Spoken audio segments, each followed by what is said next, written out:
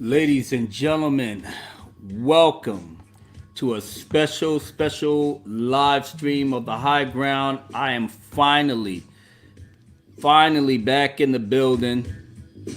And oh my goodness, I didn't know we had so many people chilling in the cut, waiting for the president to get on. Christy, what's going on, my love? So good to see you. Infinity Nexus Reviews. Jedi Ciosi? I'm hoping I'm pronouncing that right. So glad to see you, but he or she said we'll miss the live stream, but that's okay. Hopefully you'll catch it on the playback. Skip is in the house. Toxic Masculinity. Nuruddin Shaw. Lori Roberts. Oh my goodness. Story by Irish. Becky's in the house. Random Brad. Skip. Jay. OG. So glad you all are here. Wow. Well, first and foremost, I want to thank each and every one of you to come out, especially at this time, because I know a lot of people are going to be doing a lot of things as far as the YouTube thing is concerned, and trying to break down this movie. So I'm trying to get in where I can fit in right now. And I finally watched it last night. Now, normally I would have been up here going to see Cats today, but I was so heated behind me watching the Rise of Skywalker so late into the morning, and because I had a lot to do today as well. I had to deal with my my property manager who had to come in here and do an inspection, and had to wash my clothes and everything. So I was busy today, but I said come hell or high water, I was gonna try to lay down my thoughts on this bullshit. And but yeah, this is the live stream review of the Rise of Skywalker. And I'm having flashbacks because this is my second time reviewing a Star Wars film on YouTube. And the first one that I did do was my very first video on YouTube, which pretty much meant that was my very first video as a YouTuber. So yeah, it brings a lot of feelings on here for me. But I kind of figured, you know what, it's kind of appropriate, and I'm gonna take it all in stride. But I watched that movie last night, and going forward, everybody, everything that I'm going to be saying is spoilers. Okay? If you want the unspoiled thing and you haven't seen it yet and you're trying to go out in the theaters, me, myself, personally, I tell you, save your money. But being that you may not know me, for anybody that might be listening or, watching right now, or if you're on the fence, then yeah, I got to break it down in the best way that I can from the knowledge that I've obtained throughout pretty much the whole year and some change that I've been talking about this upcoming movie. Now, U.S. Dutch Kitty's in the house. GVS Hives, I believe. He's saying, oh, all right, but this is interesting. Why are people hating this movie? It's a good movie. Hey, listen, if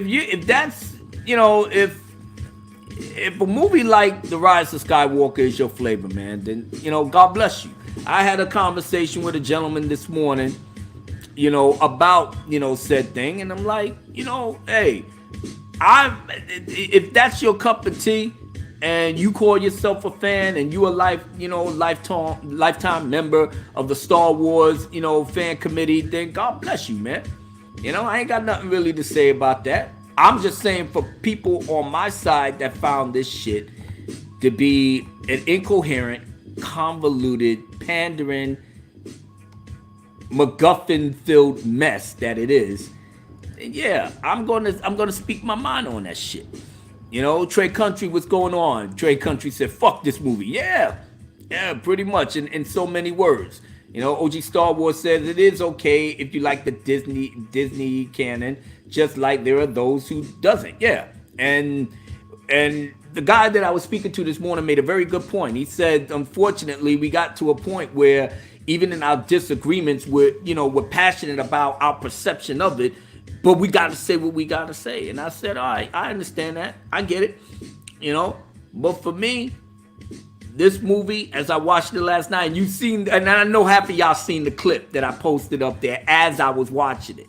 You know, I spoke the truth. This shit is, I was 15 minutes in and I was already fucking disgusted and I was done. You know, and I was so happy that I had such a clear copy on my 75-inch, you know, high definition TV, and I was in my bed, you know, with my little ice cream, and you know that, yes, I love my ice cream, okay, you know, your brother Abunas likes that, you know, got a sweet tooth, you know, but I'm chilling, and I'm looking at this movie, and I'm saying to myself, okay, I'm so glad that I ain't paid no money to go see it. I'm always glad when I tell people that if I'm done with Disney, and I said this in March of 2018, I said I'm done with y'all. You're not getting no more cash from me. My days of paying IMAX 3D money for every Star Wars movie I went to since the prequels is over. It's over. So with that being said, hell yeah. Oh my goodness. Old schoolers are in the house. Ballet dancer in the building. Oh my goodness, my baby. OG Dweeb. OG, where have you been, my love? Oh my goodness, you came right on time because I'm doing a review of the new movie. Hang on to your hats. So okay, well let's get this party started. You know, R2D2, Abu Nas, my man. No, R2D2, you are the man. All right, we got 22 people. Well, actually, we got 28 people in the chat. I've continued to resist my daughter's request to see it. You know what? If you do go see it, OG Dweeb, know that right off the bat, they just shitted on everything in terms of the lore and what George Lucas has wanted. Now, if you could go past that and ILM is breaking the budget, then you should be fine. But other than that, you're literally going to throw things at the screen. I almost did the same thing in my house. And I said, whoa, let me calm that down. That was almost like 3 o'clock in the morning. But yeah, 31 people in the chat. Please smash that the melee button. You know, let me get some likes before the haters come in here and start getting it going. Okay, let's start this off. Now, the goddamn the crawl comes up, and I saw Palpatine. I already knew what was going to happen. Now, obviously, I'm not going to point out every single point in this movie because to me it's irrelevant. I'm really just going to concentrate on the main aspects of it that really took me out of the film, and I saw this thing for what it was. But you know me, I'm always going to connect the dots to the things that need to be connected to give it weight and context on how this trilogy as a whole, now that this last film is out, is going to be seen. Okay, so now we see the crawl, and I'm sitting up here, Papa Palpatine, huh? Okay, and then this thing with Kylo. Now, opens up with Kylo trying to, you know, get his swerve on, you know, chopping down a couple of dudes, you know, got the First Order lackeys up there backing him up, and he looking all suave and you know, like old Kylo, you know, before he went emo, you know, when he did the little blaster thing and the bolts was like, you know, suspended it, yeah, back in Force Awakens days. So he was trying to get his swerve on, you know, and he got this little thing. And the little thing told him to go to the fucking, I guess, the Sith planet or whatever it's called. I forgot what the name is, but it means nothing to me actually. But the Sith planet where Papa Palpatine is chilling. All right, let's touch on Papa Palpatine for a second, because this is gonna go into the crux of everything that I hate about this film and what it ultimately does to George Lucas's legacy. Now, you know all the good old days when we was at Return of the Jedi, you know, where the big payoff of all 6 episodes happened.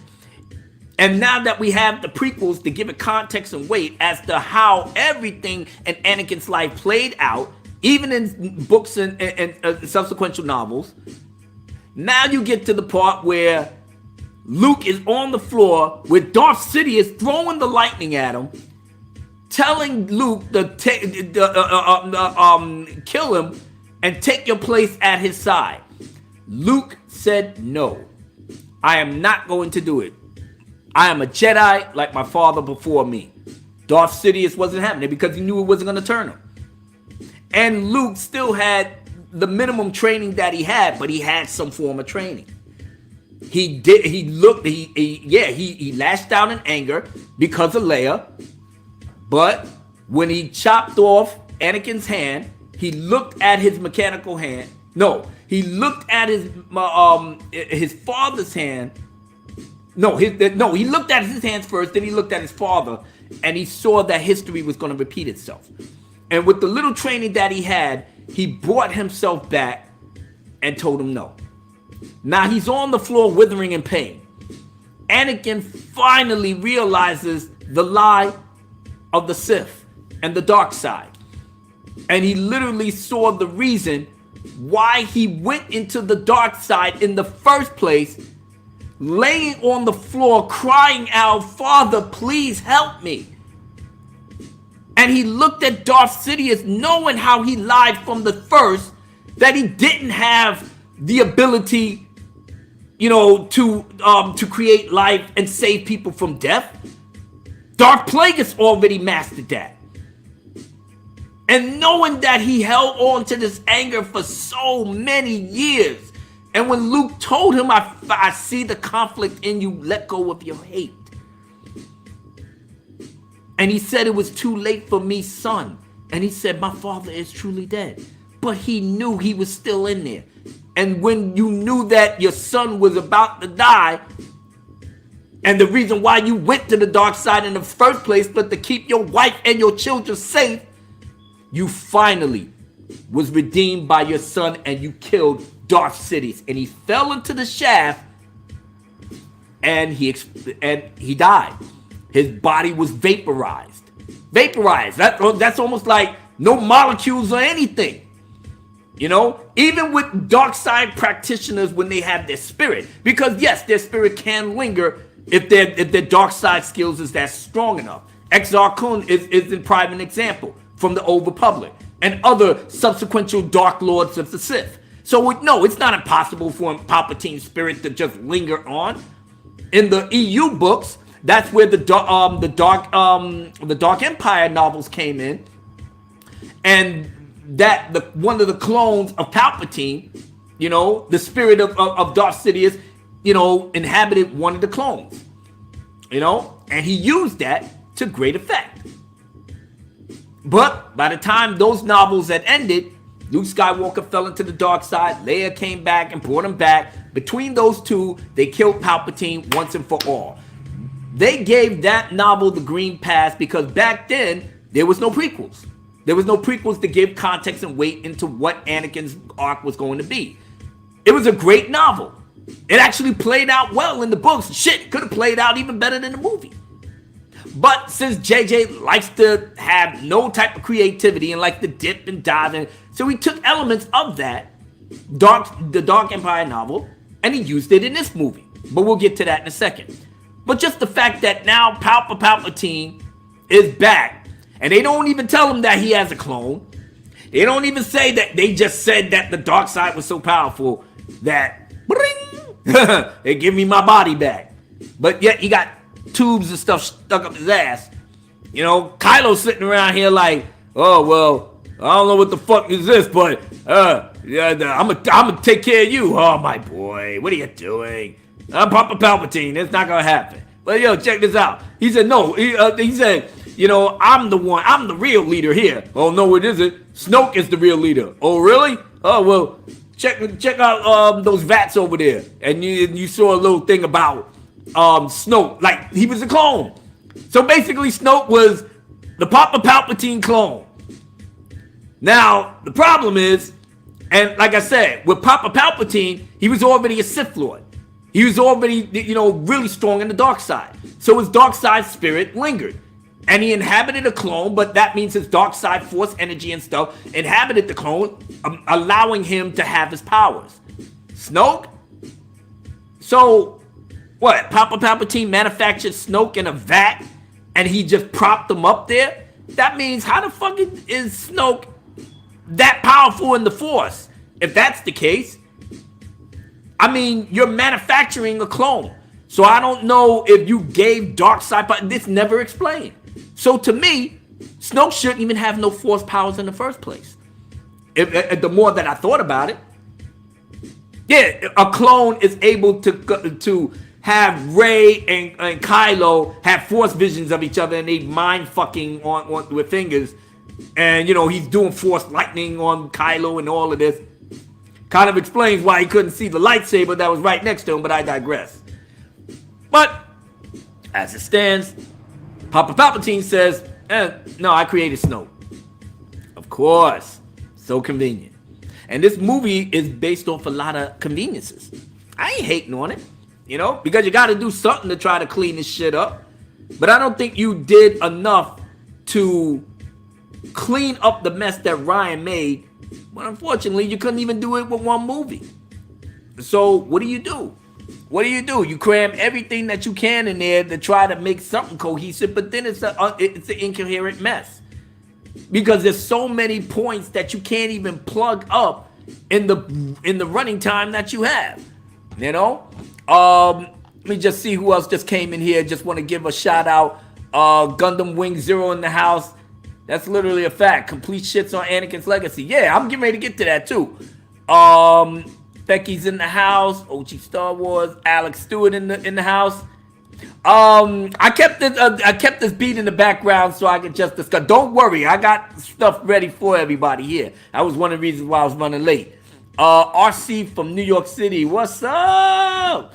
My brother from NYC. I'm 1199 SCIU strong, brother.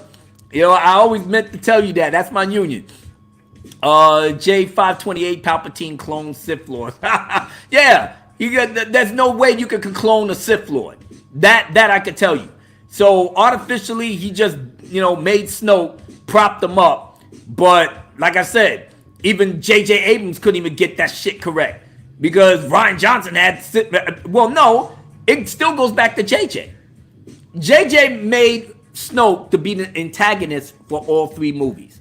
I don't know how these kids is getting fooled into the effect that they believe in Papa Palpatine was in charge all the time.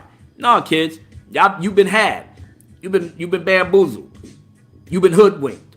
You've been led astray.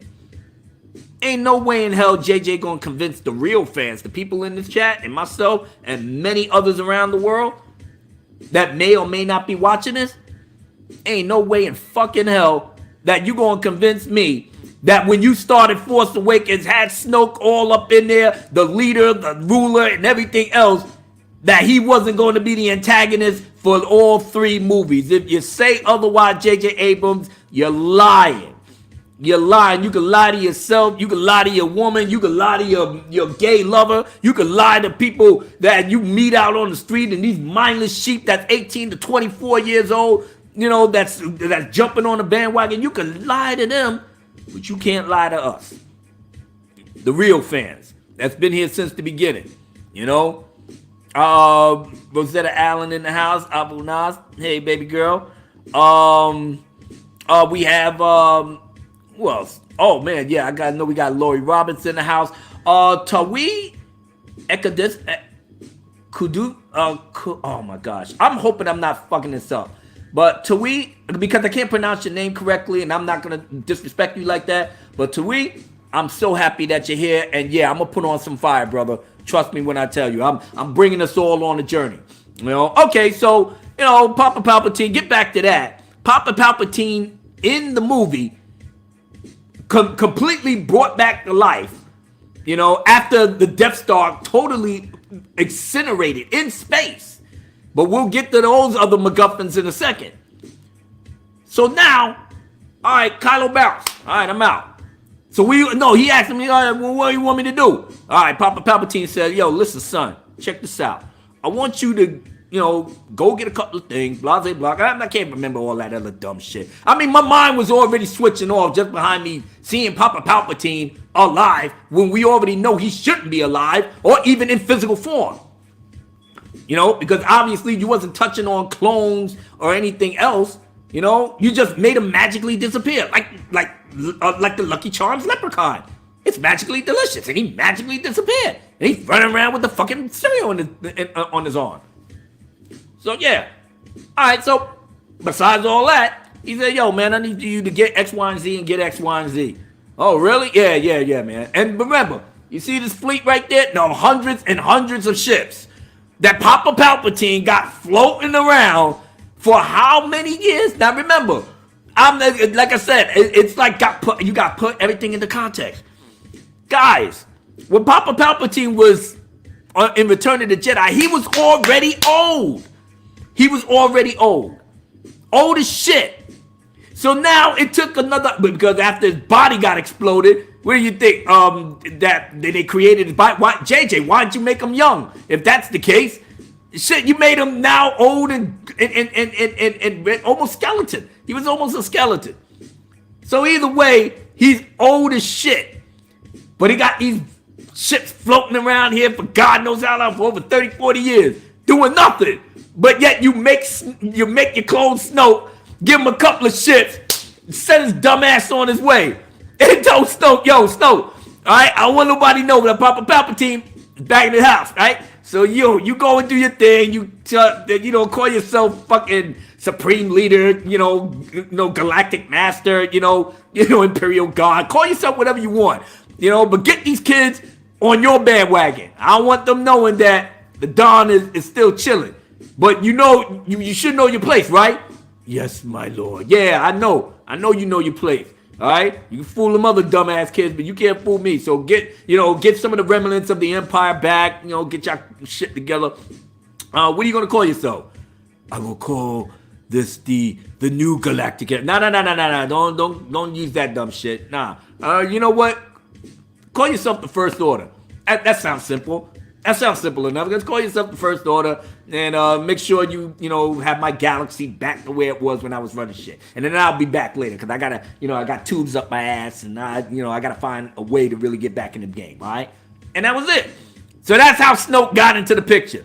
Any other shit that you see in a Marvel comics or whatever, it's nothing. It's nothing. Then especially after this nonsense. All right, so Kylo doing his thing. Now we shift the scene to whatchamacallit, Poe and wasn't Poe and Finn where they going off on some grand adventure to find something or whatever. But the thing is that as much as I knew that ILM was gonna break the bank, and they did, and the only thing I can say good about this movie is that it's a spectacle. It's a spectacle on a visual scale. So they did, but like I said, I'm impressed, but I'm not falling over for this shit because I already knew what was behind it.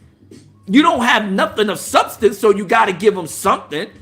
And that's ILM paying out their ass to break the budget, the dazzle and razzle your eyes. So you can't take your eyes off the screen. You like the special effects. You like the sound quality because it's Dolby and all of this other nonsense. And that's fine. Just as long as you sit in the seat eating your popcorn with your jujubes and slurping on your big-ass Sprite. Nobody don't give a shit. Just as long as you sit your ass in the seat, pay your fucking money, and shut the fuck up and be quiet. Be happy. Be happy we giving you this. Be happy that this is the end and we ain't gonna see this shit no more. But as it stands, Poe and Finn, now they got their little thing going, their little bromance going, but they clearly like each other and they working in unison. And what was the little slug that looks like a deformed penis with eyes? Didn't y'all notice that? He was in the Falcon with him. I was like, the fuck is this? And he's talking some dumb shit. I'm like, all right, keep it going. So now they doing hype, and this is the thing that confused me.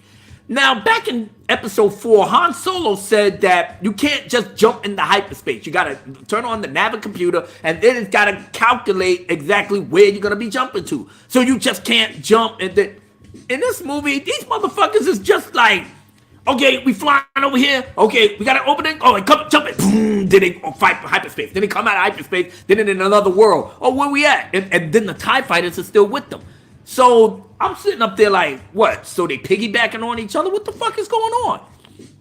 But they doing it back and forth, and it's taking me out of the existing lore that George Lucas set up, because it seems like these guys are just making shit up as they go along, just for the sake of giving us the spectacle. All right, whatever, But they found what they was fighting for, and then they, head back to base. But they messed up the Falcon in the way, and I guess since Rey claimed that shit, the ship now, because Han Solo went bye-bye, basically they're holding her ship while we turn to the scene of Mary Sue Ray doing what Mary Sue Ray does. No fucking training whatsoever, but she's levitating, got the balls, and doing all of this, and then, then she and I'm sitting up here like, yeah, I already see how this is gonna go. Okay, but then she, meets up with Leia, and Leia's trying to tell her, just be yourself, in so many words, just be yourself. You're gonna get there, and whatnot. And she's trying to, let her know that this is your time in so many words. But my problem is that what is Leia trying to teach her, especially in the context of what they said about her stopping her training because she was pregnant and she's giving birth to Emo Kylo. So she never really finished her training. So what is it that she's supposed to know that Luke didn't, that he couldn't teach her? But then again, Luke didn't teach us shit anyway. So we came with Mary Sue Ray lowering everything on how to do everything without no weight and context on how did she get to learn this.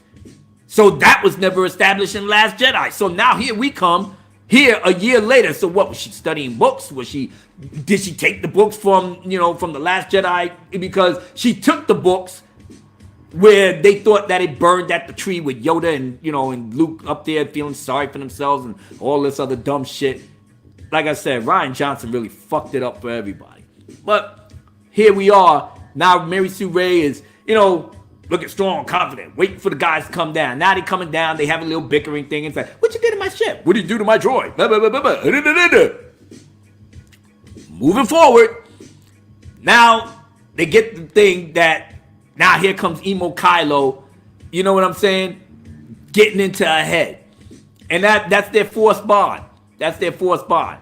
Now I'm not, like I said, I'm skipping over a lot of other shit because I want to stay on the main points of why I think the way that I think about this movie. So Emo Kylo is all in her head, telling her certain things about, we're connected and everything. But I know you're looking for something, your family. I know things about your family. Before they was drinking, losers that sold it for drinking money. Now all of a sudden, I think I know more about your past than what I initially said, And then Ray just, I don't believe you, And he said, all right, well, keep hanging around. And then she had some sort of necklace, and he used the force to snatch the necklace. I never seen nothing like that before. I never thought that was an actual power that you could do, that you could force snatch something material, real, from the force, and you nowhere near her. You in another part of the galaxy, and your vision or whatever it is that your mind is projecting, you literally can snatch something physical out the air. That's a thing now. I got books, and I'm quite sure a lot of you guys have books.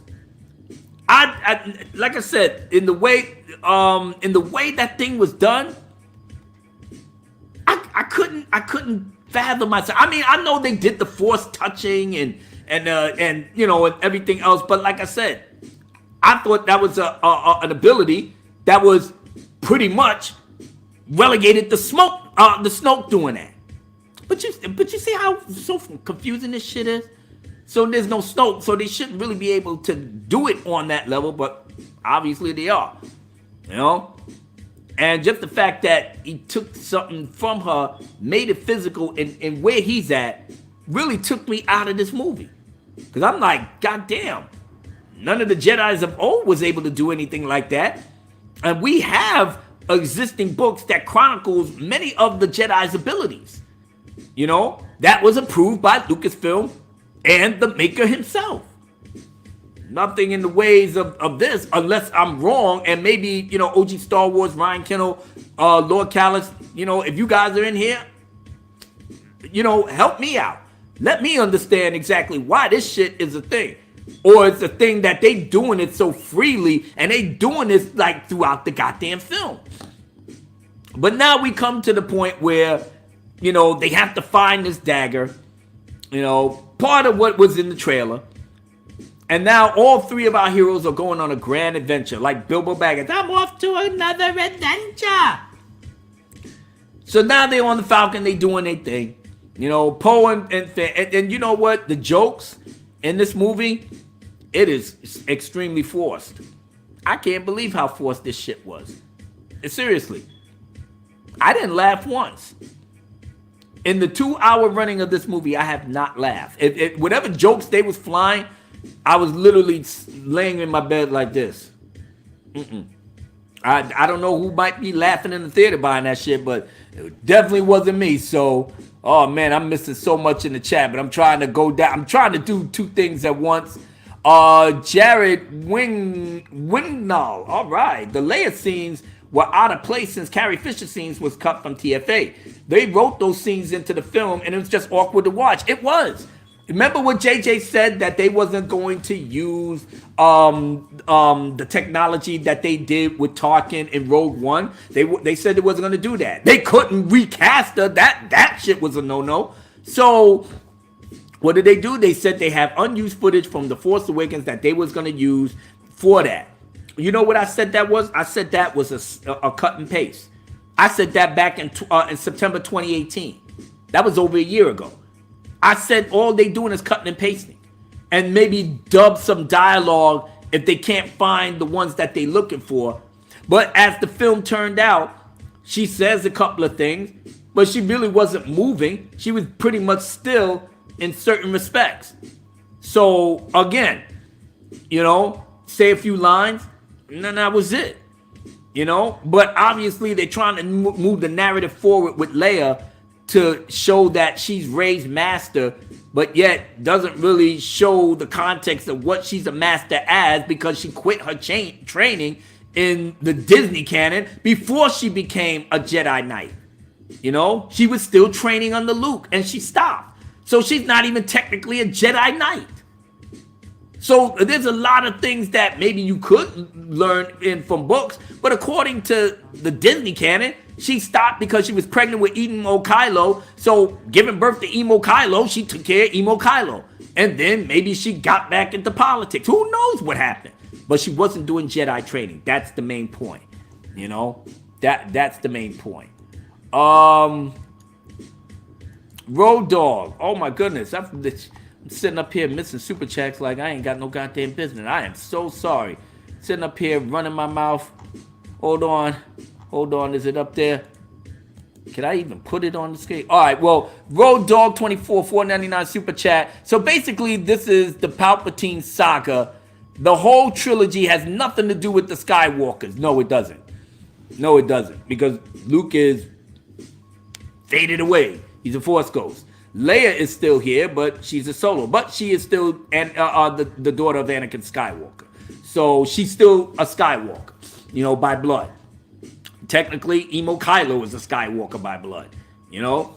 So it's just those two. But really, you know, Leia is just, like I said, it's just a prop to get you all in your feelings so you could come and see the film to see your beloved princess, our queen, Carrie Fisher, for one last time. The problem is, ladies and gentlemen, is that she already passed away 2 years ago.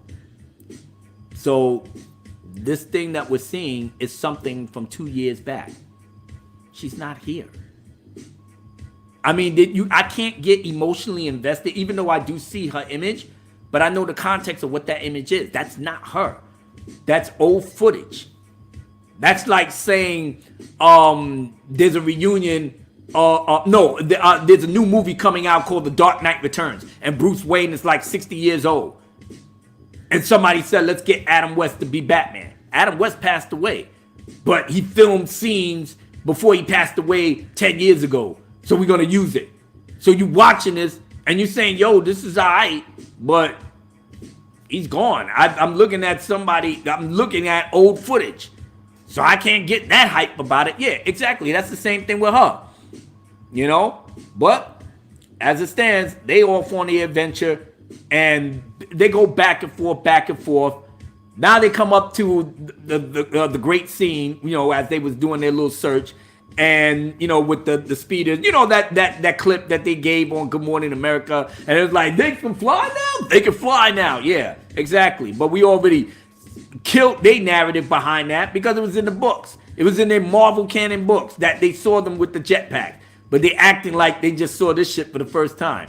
All right, moving forward. But when we finally got the Lando Calrissian, and it always seems like whatever they was doing, it always seemed so easy for them to find what they was looking for without no type of trouble, without no type of trials. At least in the Lord of the Rings, they was off on an adventure and they had to get from point A to point B, but they went through a whole lot of fucking hell to get there. In this movie, no such thing. They went from point A to point B, they found what they're looking for, and then they went to point C to point D. Easy peasy. They just met a couple of people along the way. You know what I'm saying? So, I don't know. Oh, Scarif Veteran is in the house. I haven't seen my brother in a minute. J.J. Abrams is an unlikable snake. He will say whatever the suits request him to say while destroying whatever he touches. Such a hack. Yeah, I totally agree with you. Brother. Social Introvert says, but apparently our Snoke theories suck. Yeah, according to Pablo and Ryan and everybody else. Shit. Apex said Luke and Anakin fighting the Emperor as Duel of the Fates play in the background as Rey and Ben team up fighting the Knights of Ren. Oh, if only that happened. Yeah, man. Yeah. Woulda, coulda, shoulda, right? Even George said Palpatine. Right. George, if the creator of Star Wars tells you that if Papa Palpatine is dead, that's it. There's no coming back from that. But when they did the Dark Empire, the Dark Empire trilogy, like I said, he approved of that because at the time there was no prequels to bring it into context that Anakin fulfilled the prophecy. They didn't talk about prophecies back in those days, so they made a self-contained story that Palpatine came back, got into a clone, and was trying to cause havoc. Luke and Leia stopped him. The end, and he never came back since. This right here. It's just coming out of fucking nowhere, telling you that Papa Palpatine was the brains and the mastermind behind it all, when we all know that's a goddamn lie. For the real fans, that's a lie. We knew that. They knew that. But they wanted to convince these young 18 to 24-year-olds that wasn't even fucking born or don't even know the context of the history behind this, so they could fool you all to go to the theaters and just accept what they throwing in your face. Hey man, if I was an unintelligent, uncreative hack like J.J. Abrams that likes setting things up but can't finish, and even in his own damn mouth, he admitted that he has a hard time trying to finish movies correctly. J.J., this movie shows, brother, you ain't never lied. So what we looking at? Hey man, I tell you one thing. Sea Dog 246 after. JJ, it doesn't matter. Just look at the shiny keys. Oh my goodness, yeah. Dark Plagueis, baby. Becky Brown in the house. Stone Loki, give Abu a hell yeah. It's already 38 minutes, but but like I said, I'm putting into context everything that I'm seeing, but I'm not letting shit go, But as far as Rey is concerned, I swear to God, man, this thing with her is just like ridiculous. But George Lucas just said it the best. The story is self-contained. The sequel trilogy treatments that he created was vastly different from what we got here, because at least with George Lucas, he's connecting his own dots for his own story. So what, y'all? Bob Iger just took his shit, looked at it, said, yeah, we know The Force Awakens was shit. I got the thing from JJ. It looks like trash, but I got to get the product out. Your story treatments was not good enough for us to have people come into the seats and be mindless and just enjoy the show. You're giving them too much to think about. That's pretty much what Bob Iger was saying. But leaving it to JJ, that shit was still an episode 4 reboot. So you still was rehashing old shit to get people into the seats so you could get your return on your investment. So The Force Awakens was already tainted from the beginning. But leave it to JJ, mystery boxing. He's a good setup, man. But lo and behold, you didn't figure that Rian Johnson was going to come in here and just throw the playbook out the window. And then he's still doing interviews talking about, servicing the fans is wrong. You should never ever service the fans. Really, Ryan? Your madness and your bullshit with The Last Jedi is what led us all to this. You couldn't, we're not asking you to give us fan service on every turn. Shit, this movie is doing exactly that, and it's still fucking trash. But you can't throw us like a fucking bone. You couldn't, as much as you was subvert your expectations, that was your mandate, but you couldn't even give us a scene? Nothing? It was so impossible to have the gang back together one last time? Not even for 2-3 minutes? You gave us 40 minutes of Candlebite. You gave us, 25 minutes of, Rose Tico saving the animals but not saving the slave. You gave us all of that. And then by the time that shit was done, by the time that dust was settled, JJ had nothing. He had no Snoke, no Phasma. Fucking Hux was a bottom bitch. The rebels had their backs against the wall. The Empire was closing in. The Empire was winning. So what the hell happened between that whole year, or what have you, between Last Jedi and now The Force Awakens? No, the Rise of Skywalker.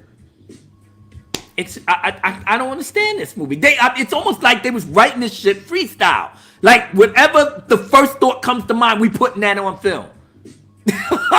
And you wonder why the Star Wars franchise is fucked up the way it is. Y'all wondering why. But, just a pause, just a pause for the cause.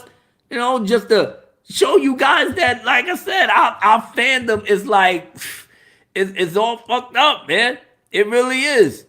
But I'm here to tell you, boy, we gonna do what we can, to get this thing back in order. Oh, wait a minute. I know.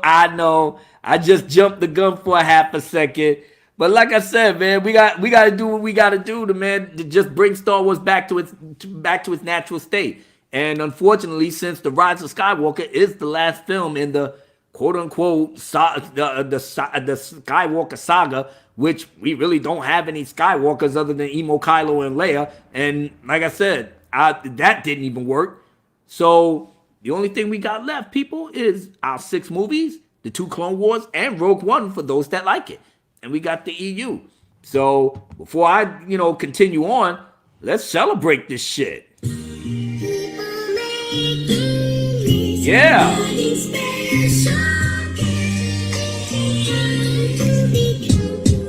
What? Listen, I have to celebrate this thing the way it's supposed to be. Nobody ain't gonna know this thing like me. Nobody ain't gonna know this franchise and this fandom like you. But I tell you, yo, let me be free to give you what you need. You need Star Wars to succeed? Call me. I hold you down like the true vet that I am as I share my knowledge to all you real fans. We wanted what George Lucas gave to us, something that he entrusts that now turned to dust. Kathleen Kennedy betrayed what he made. Now it's up to us to hopefully get it saved. You better behave as I cast my gaze on these wretched ass shills that stand in my way. So Lavar, Abu Nasta SNR, resurrect that. Hold it down and praise your God. Every time that I shine, I'm on my grind. And I'm screaming out, boycott episode 9, cause it can't be saved, no matter what they say. Take heart, fam, cause help is on the way. It's the Star Wars super fans, you understand? And you know that we're back by popular demand. So together we stand, divided we fall. If you hate what they did, then you must heed the call. Get your backs off the wall, it's all for you. And if you know what I know, join the Phantom and his crew. We're the best in the West, not the least in the East. From the north to the south, you will taste defeat. Don't be scared, we're getting you the fuck out of here. Cause you disrespect the franchise that was so revered by the fans who love the cosplay every time. Who stood on long lines to see our heroes shine. Who reads all the books and buys all the toys. Who taught their own kids of the things we enjoy. There's no other franchise like Star Wars, brethren. Han, Luke, Leia, and Lando were a legend, not to be changed in any part of the game. What the hell's wrong with you? Have you gone insane? Yes, indeed, that's why you'll never succeed. We're keeping our money, bring Disney to its knees. We wanted great stories without the agenda. We want all the wonderful things that we remember in our youth. That's why Star Wars is the truth. Until we get it back, it's time to raise the roof, no doubt.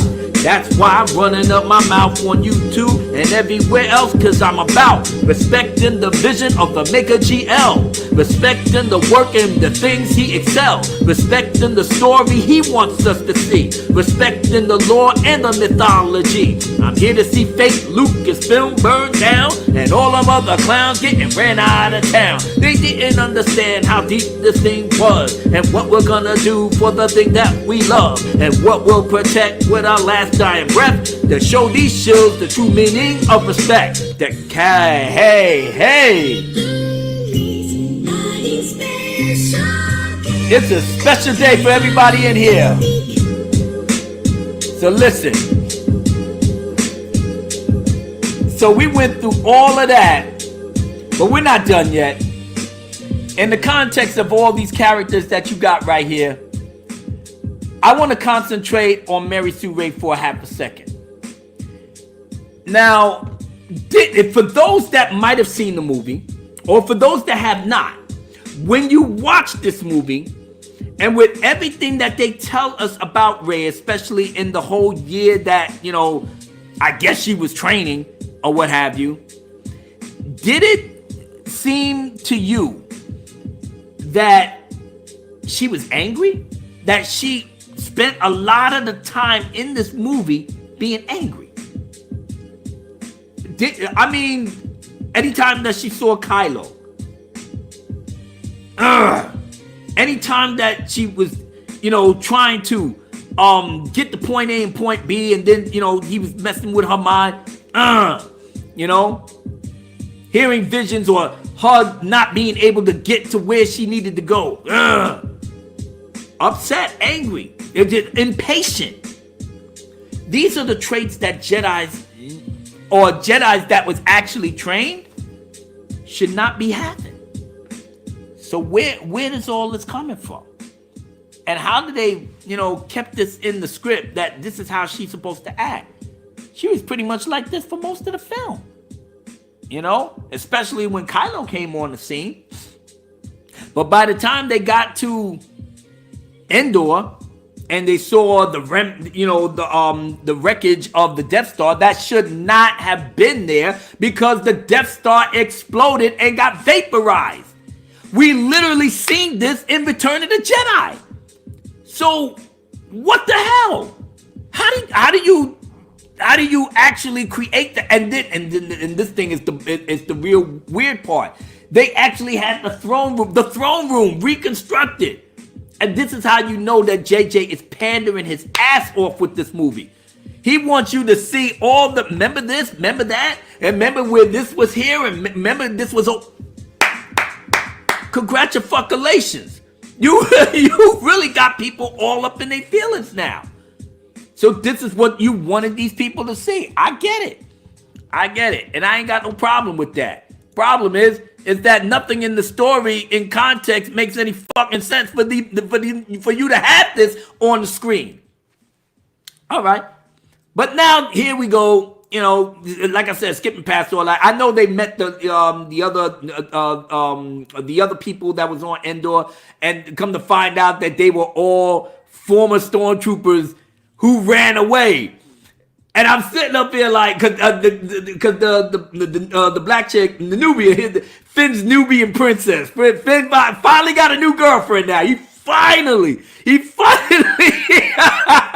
finally tried to let go of Ray, and he ain't even thinking about Rostigo no more. Mwah, after sexually assaulting him, but you know what? He still got a thing for Ray. He still got a thing for her.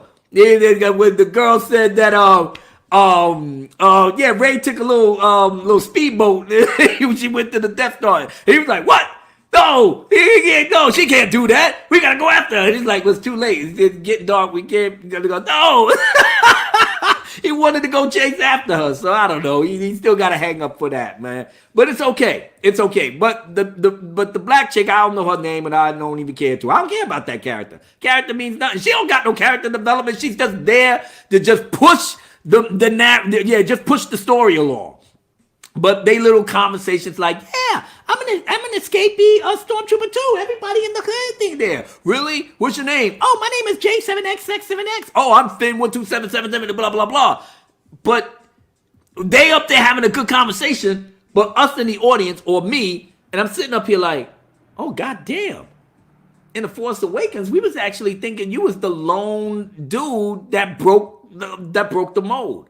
That you was the only one that defected, therefore making you special, whereas we wanted to see how your character developed. Now we sitting up here finding out there's like 15 Joe Blows that broke out of the fucking stormtroopers. Damn, so Finn, you ain't even special no more. That's fucked up, man. Your ass was a cowardly janitor and fucking left. Chasing chicks for 2 goddamn films. And wait a minute. Chasing chicks for 2 films and a half. And now you come to find out that you wasn't even the special snowflake that left the stormtroopers. now you gotta share that shit with a whole platoon of people. Congratulations. You just won dumbass of the century, Finn. And you wonder why we stayed on your ass behind this shit. But you fucking woke up towards the end. You was like, oh, Mike, yeah, it was a fucking, hey, they doing me kind of dirty, Mike. I don't know. The fucking script is, are you talking about Rian Johnson's Last Jedi or The Rise of Skywalker? Oh, well, we talking about Rian Johnson. But if you really want to keep it real, well, don't put this on record, Mike. Rise of Skywalker, if you do. Yeah, but you're contractually obligated to do your job, so you got to do what you got to do. You know, not a problem. Okay, but then Rey gets to the damn thing, and she's having, because you have to get the holocron or whatever the fuck it was in order for her to get to where she got to go. But here comes Emo Kylo. Here comes Emo. He did, and I think if I can remember right, he was still the Force Vision or what have you, and he grabbed the thing, he crushed it, and yeah, he was there. I guess so. He was there. So yeah, then he crushed the thing, and then Rey got real pissed.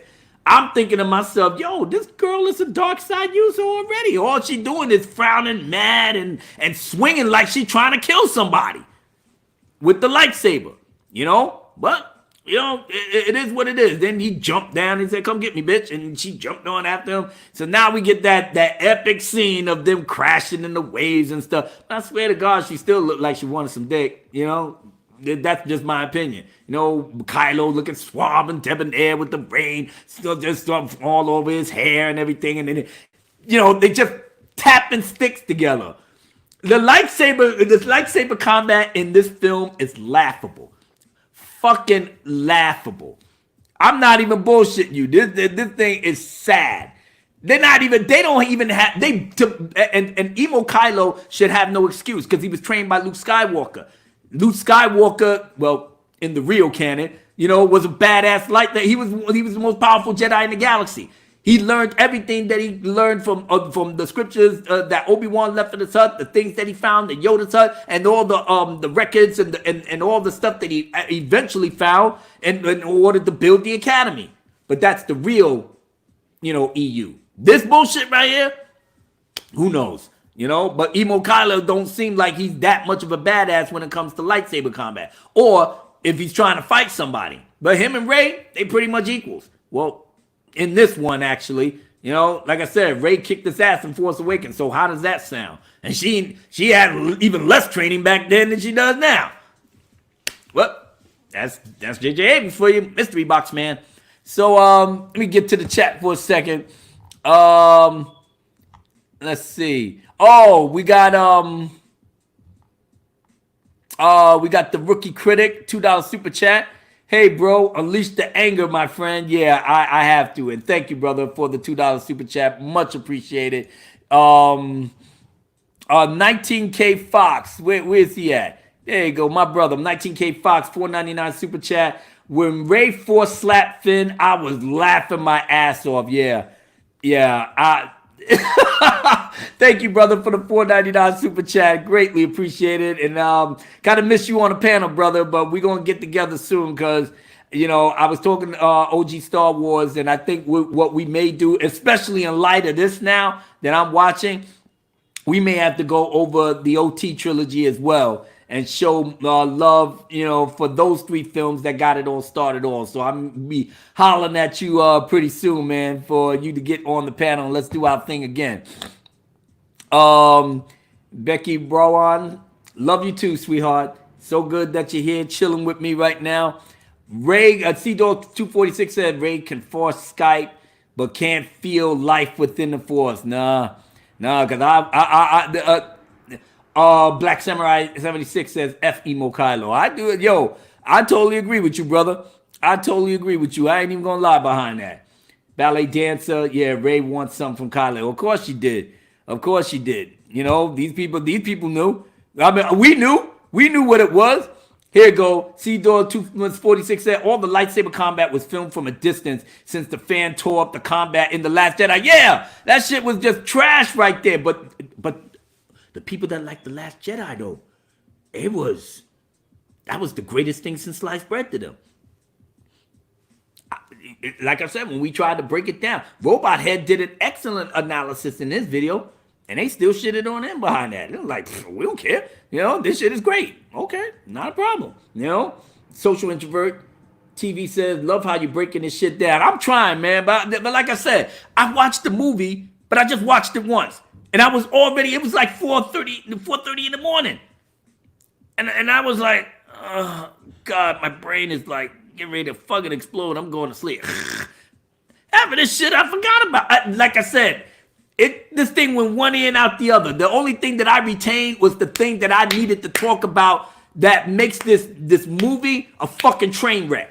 I mean, outside of the ILM budget visuals, that's a given. I don't give them no fucking credit because that's a given. That's all you, what, you don't have a competent script? You damn sure don't have characters that people can relate to at this point. I mean, unless you're a Raylo shipper, casual fan, bandwagon jumper, and a mindless sheep.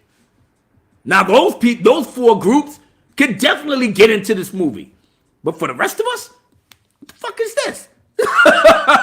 The Snoke, so Snoke is a clone?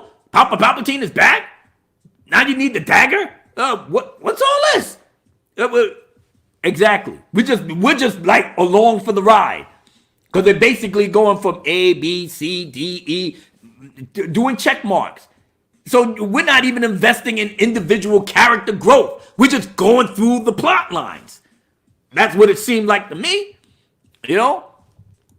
Alex Stewart in the house as a South Londoner, Cockney Abu creases me up. Alex, I know my British accent, it sounds horrible, but I'm trying to do it as best as I can to mimic John Boyega, man, because he kills me when he starts, going off on his own language. But yet, as an American, he's like, yeah, all right, whatever.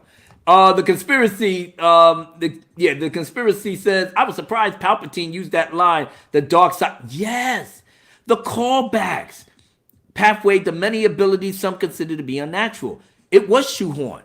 Because for all of us that knows the Revenge of the Sith left and right, up and down, that's exactly the same thing he told Anakin in the opera. But it had weight and context back then. It had a lot of weight and context. Because this is the first time that the Chancellor, still we all know he was Darth Sidious, but that as the Chancellor in character said something to Anakin conversing about the dark side of the Force. Whereas Anakin, for the first time, hearing his Chancellor saying something about the Force, and it's not the light side. That's deep. And that's how he caught his attention. But all these callbacks that they did throughout this movie, They really went overboard with it. That's my opinion. They went overboard. I mean, you couldn't go through like 2 scenes without getting a call back to something. That's J.J. Abrams really trying to hammer it home, like that he said he was going to connect the dots and all of it. Okay, cool. But goddamn, dude, at the cost of character development, at the cost of having a coherent plan to push the narrative forward, and even then, it was still shaky. We already seen all 6 movies. Well, most of us have. So who else that didn't see all 6 movies? The young kids that you brought to the theater with the parents and all of that? Shit, we bringing our grandkids into the theater. You know, our kids are grown. Well, mine is, except my youngest one. But even then, I'm raising her on episodes 1 through 6. And I'm pretty much going to tell her, especially after this bullshit, this is not canon. That's not real Star Wars. That's Disney trilogy. That's fan fiction. That's not real shit. You know, the saga truly ended on Return of the Jedi, and rightfully so, because, like I said, the good guys win in a way where it makes sense. But past all of that, here they go in the rain or whatever, and this is the thing that really bugged me out about Leia. God rest Carrie Fisher's beautiful soul. May she reign with the angels in paradise forever. I'm sorry. I am so sorry, my queen, that you might be looking down on us and seeing this thing like, what the hell is this? Yeah. So basically, she's calling out the Ben. Not because I guess this is JJ's segue to, you know, take Princess Leia off the chessboard for good. So that was them saying that she felt ill, but she's trying to reach out to Ben. Now, I will admit that under different circumstances, had this had been a competent arc in terms of character development that was actually started by Rian Johnson, that if he did his shit right, if he would have followed whatever little guidelines that JJ did, instead of going off the fucking rails and doing what he wanted, you could have brought into context, especially how Leia related to Kylo. So I will give JJ this one little thing, that in the context of her reaching out to him, and as he was fighting Mary Sue Ray, he stopped. And I always knew he had that soft spot for his mother. And that's his mother. You know, force bonds in terms of, you know, mother and child is strong, but it's a lot even stronger when you're force users. So he just stopped. So maybe he felt that her essence was draining away or whatever, but I don't even know how that even came about. So the way they made it seem like that, she laid down and she called out his name one more time or whatever, and then that was it. So what did she die of? And I know how people like to make jokes about the prequels, like, well, Padme died of a broken heart, so maybe she did the same thing. Maybe they mirrored that thing. All right, whatever. But with Padme, myself personally, in my own theory, I think it's a lot deeper than that. And no, it don't have nothing to do with Palpatine manipulating her. You know, it is something on a deeper level, where the shock of and the stress of everything that she went through, knowing that her husband killed hundreds of people and even children, just to try to make her safe and turn the whole galaxy inside out.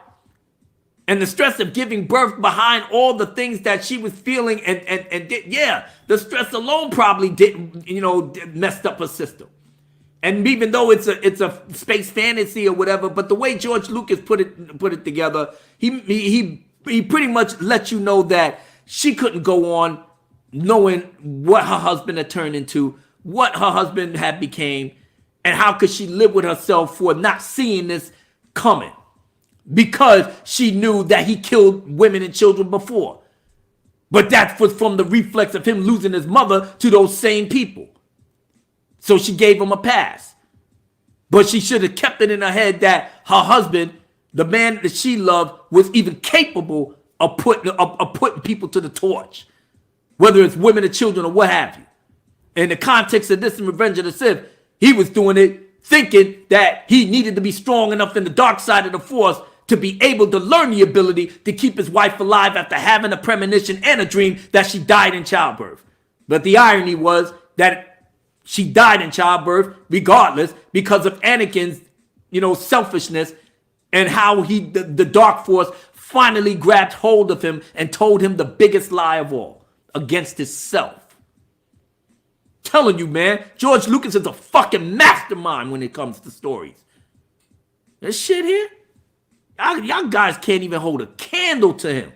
So what if he's old school? So what if his sensibilities in the 40s and the 50s? Shit, we could use a little of that nowadays. But as it stood, this is where we at. But so now Ben, or Kylo Ren, after she passes, he's in shock. So now they stop fighting. He was getting the upper hand on her. He just stopped. He just like went into a catatonic state, fell down. Yeah, because and like I said, that's the shock. And I will give it to Adam Driver. His acting, was pretty good. Same thing with Poe to a certain extent. Oscar Isaac, yeah, his acting was pretty good, at least in the context of what he was doing throughout the whole film. But yeah, that was. I mean, I'll give it to them. The acting in terms of how Kylo was just like shell shocked the fact that his mother's gone. Not even by his hand. He stabbed up his dad. So but that was all behind Snoke telling him what you gotta get Han Solo out of your head and So he went on that tirade, and then now Mary Sue Ray feeling the love, feeling her heart is open to her man. Now she's crying tears because Kylo lost mommy. And she like, it's okay, Ben, but come back to the Force. Bitch, you was fucking angry like half of the goddamn film. Now when you talking to Kylo about coming back and, come back to the light side, shut the fuck up. So now this bitch, saying, just hang on. And now she's doing the one thing that I never understood that she could have the power to do.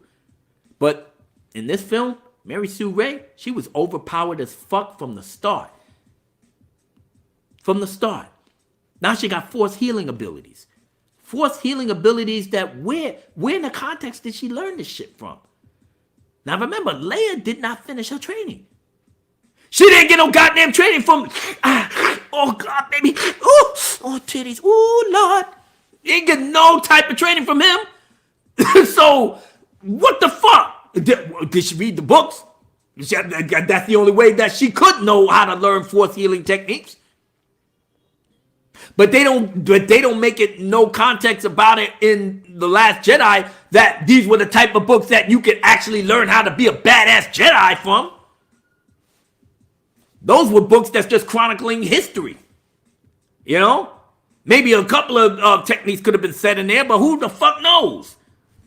All right, whatever. So now we go past that. She's doing super duper flip. Now she jumping back and she bolting. Meanwhile, Kylo gets up, turns around, and guess who's here? Guess who had to make the appearance? Guess who had to come in and try to bail this bastard J.J. Abrams out? You guessed it, your friend and mine. Sad old deadbeat dad Han. Hey, kid. Yeah, when you saw Harrison Ford and you heard his voice, you all got in your feels like, oh, we're getting all our stars back, yay! So now he's talking to Emo Kylo. Same damn conversation these fuckers had back in Force Awakens. Come back to the light, son. I don't know if I have the strength to do so. I was sitting up here like, oh, Jesus Christ, stop it. Just stab him again. Just stab him again, Kylo. He wasn't even there in the first place. Just stab the air. Just get him out of here. Yeah, because Kylo said, it's my imagination. That's what it was. He said, no, son, come back to the light. Put it on his hand. Now, people in the audience all getting all mushy-eyed and everything. But like I said, these bandwagon jumpers, these mindless sheep, these fucking Raylo shippers, these fucking casual fans. They just going through the motions with this shit, But he said, come back. You always had that power, son. You always had that power. And he said, I don't think I have the strength to do it. Then he looked at it and he said, I love you, son. And that was it. And then he disappeared. Damn, how much money they pay Harrison Ford to do that little minute and a half cameo? Money well spent, huh, JJ? Yeah, you gotta get everybody in this motherfucker. They try to sell this shit to the public. I won't blame you. I don't blame you one bit. But yeah, man. But let me just go into another segue, man, because I tell you like this. You know. Oh no. But before that. Yeah, but before after that, before I go into my segue, we'll fast forward this shit. So now everybody is coming together. You know, after they go through a whole bunch of changes, blah blah blah. Everybody getting together and they figuring out the plan. You know, and Emo Kylo, he bounced. You know, you don't see Emo Kylo for a minute. Rey is up there. You know, going back to the Jedi Temple planet. You know, where where he was at. So now they get there. And she looking at the lights. This is J.J. Abrams. Fuck you to Rian Johnson. But to me, bruh, that's a little bit too late. Because it really doesn't fucking mean nothing at this point. Before I do all that, let's run over on the chat for half a second. C-Dog 247 said, Abu, why were there so many Snoke clones in the background of good old Palpatine with the true evil? Because they wanted to give us the fake out to make sure that Snoke was the man when he really wasn't. And he was just a bootlicker and a fucking follower just like the rest of these assholes. So your guess is as good as mine. D. Carey says, asking way too much for a film designed by committee. Yes, sir, it was. Oh, Dogs at 246 said, I just thought about this now. This movie flushed the Chosen One prophecy down the toilet with the entire... Yes, it was. I'm going to go into that in depth towards the end. Alex Stewart says 1 through 6 is the only way. You damn right, brother. You damn right. Ernest Rojas says, Rise of Skywalker is horrible. I'm depressed. I was depressed. It was 4 o'clock in the morning by the time I got through with that movie, and I just shook my head. And I was like, turn this shit off. I'm so glad I saved my motherfucking money. Please, turn that shit off. Please. Jerry Blue in the house. He's laughing, enjoying yourself. Hopefully enjoying yourself, brother. Luke McGurk said, so Rey and Kylo could bring people back from the dead. Wish Anakin knew that shit in Revenge of the Sith, I guess. Seriously, this movie just pisses over everything Lucas ever wrote. Fuck him. Yep. Yeah, pretty much. I mean, obviously, she stabbed Kylo with the blade while he was up there like, and he probably looked at this shit. He's like, yo, my mom just passed away. What the fuck are you doing? He fell over, and then she started feeling that, and then she did the Force technique. So, the motherfucker was good as new. So, I don't know. You know, C-Dog said Force Ghost interacting with environments is right out of Rian Johnson's playbook. Well, to be fair, I mean, in Return of the Jedi, you know, Obi-Wan was able to sit down on the log, I guess, to talk to Luke, and he brushed some of the trees away or what have you. I mean, back in 83, it was just like, look, this is what it looks like. So if they can be immaterial to a certain extent, then they roll with it. So they pretty much did the same thing here. I'm not really bitching about it. I'm just saying, as far as the Force lightning thing in Last Jedi, that shit should not have happened. That's what I'm talking about. That should never have happened. So,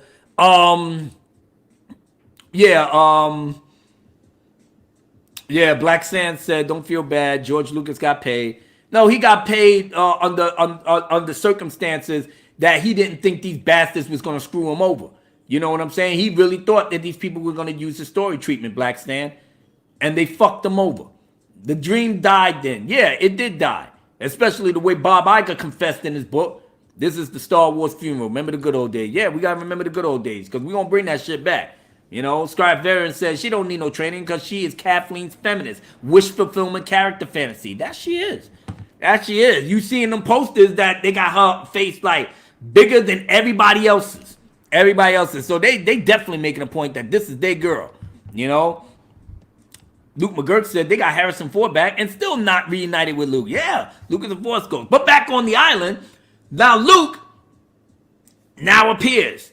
And she doing the Rian Johnson. She was like, I'm throwing this shit out. And then Luke says, A Jedi's weapon should not be tossed out. This is important.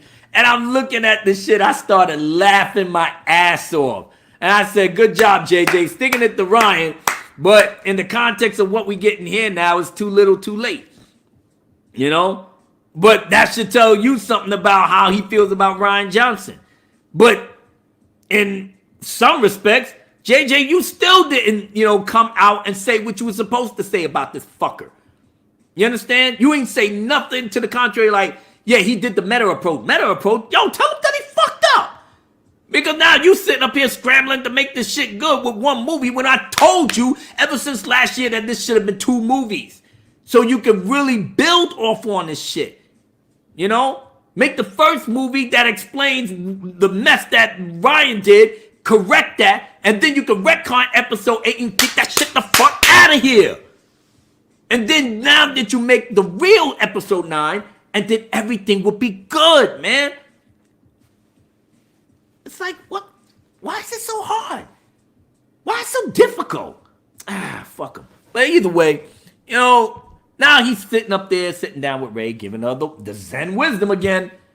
This is where Mark Hamill's whole contract, his contract with Disney fake Lucasfilm comes to an end. He told you, ever since last year, I'm going to be a Force Ghost, guys. Don't even, because we was hoping that, well, maybe there's a way he can come back. Maybe he just disappeared, but wasn't really dead. And then we was giving ourselves all types of excuses to give ourselves all hope that Luke Skywalker could come back. And Mark Hamill already smashed that shit from the beginning. Like, listen, I already know I'm coming out as a Force Ghost, all right? I'm only going to be, how long are you going to be in the movie? Fucking maybe 10 minutes. That's exactly what happened. He was in the movie for pretty much damn near 10 minutes. And then on top of that, he told Ray, he said, no, you got everything you need, baby girl. You good. I do? Yeah. Yeah, come over here. Let me let you see this. You got this, you got that, and you got over here, that, and no trouble whatsoever. You got everything you need to defeat Papa Palpatine.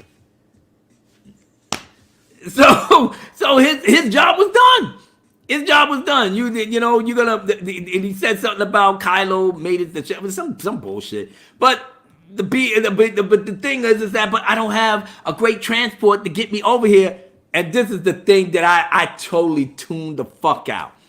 Now after fucking after a whole movie that you absolutely did nothing with except squeeze some titties. Suck it on a good. All of that. Fishing, space nuns, porn. Go away. Now all of a sudden, out the fucking blue, here you go. And then John Williams' music comes right. And I will say this about John Williams' music. His thing is consistent. Because certain spots throughout the film, you get callbacks to his older works that's placed into this movie. I'm telling you, man, that the nostalgia thing, they go on full ham on it. Too bad we didn't get a little bit of that in Rian Johnson's movie, but I digress. But you getting that shit on overload here. And I tell you right now, in different circumstances, this would have been nice. But this shit is fucking disingenuous from the first. Because this was a cash and grab. But I'm not blaming you, JJ. You was under the Disney mandate to get this shit out before the year was up. And you begged Bob to at least give you 5 more months to, polish up the script.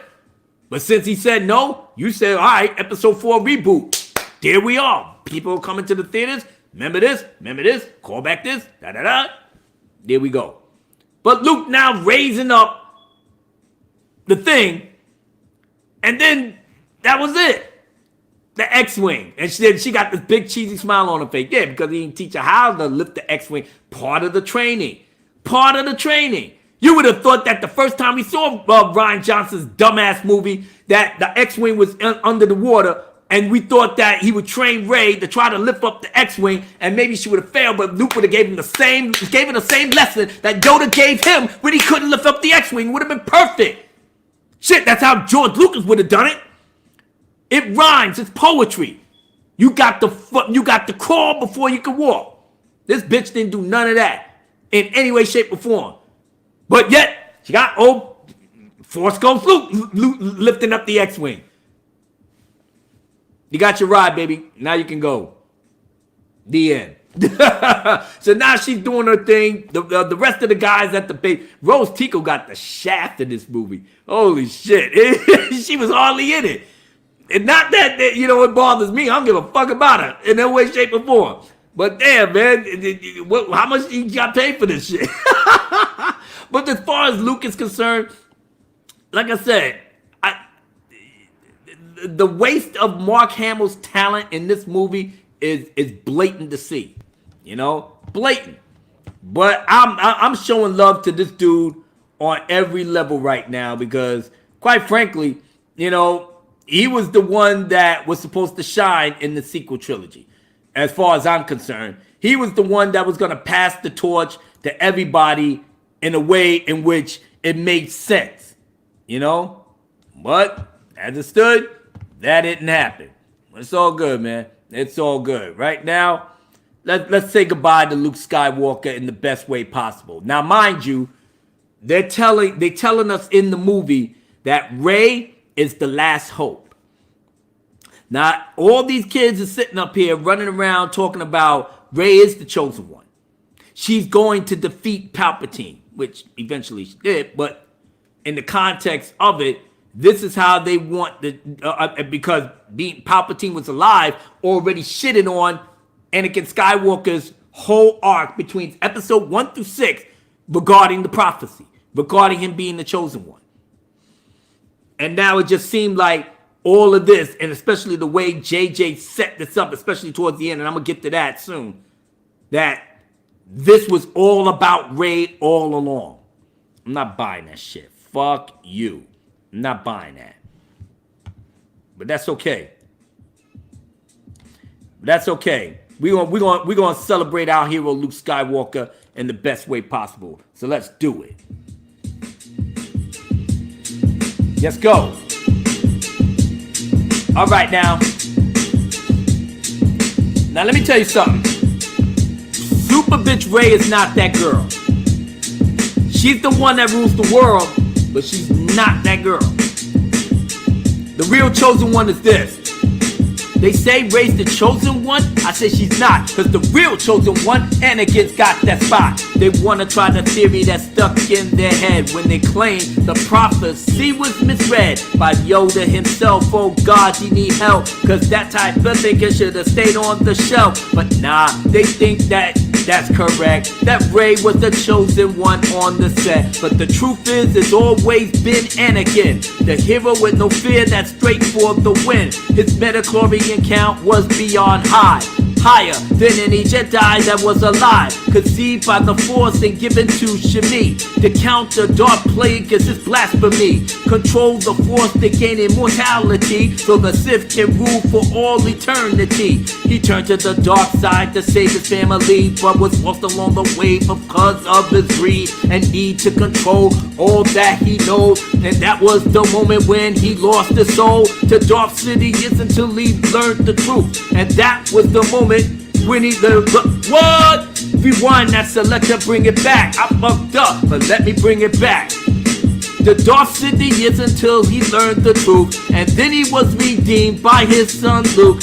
Then Luke Skywalker then raised the roof, brought back the Jedi to now teach the youth the tenet of compassion, justice, and truth. So you know what it is when you step in the booth. But then again, Luke Skywalker faded away. Nothing more for us to even now say. Our hero that we love for 40 years was reduced to a coward, living in fear, excusing on some tits, sucking on a toy, never giving us a chance to enjoy the way he truly was supposed to be. A Jedi Grand Master who always believed in the best in all of us despite our faults. To never give up and go stay the course. He believed that his father could be redeemed, the worst villain that the galaxy ever seen. He defied a Sith Lord to save his family. He said he was a Jedi until his end. He filled his destiny, saved the galaxy, passed on what he learned for others to succeed. Rebuild the order to make Yoda proud, and Obi-Wan Kenobi, cause that was his vow, to teach wisdom and compassion for life, to resist the darkness of envy and strife. He even took an enemy of his as his wife. She first tried to kill her, but now she spends her life with Luke Skywalker, the man of her dreams, another wicked soul that has been redeemed. Always optimistic, never gives up, always there for his friends who've gotten stuck. But what they did to him was a goddamn crime.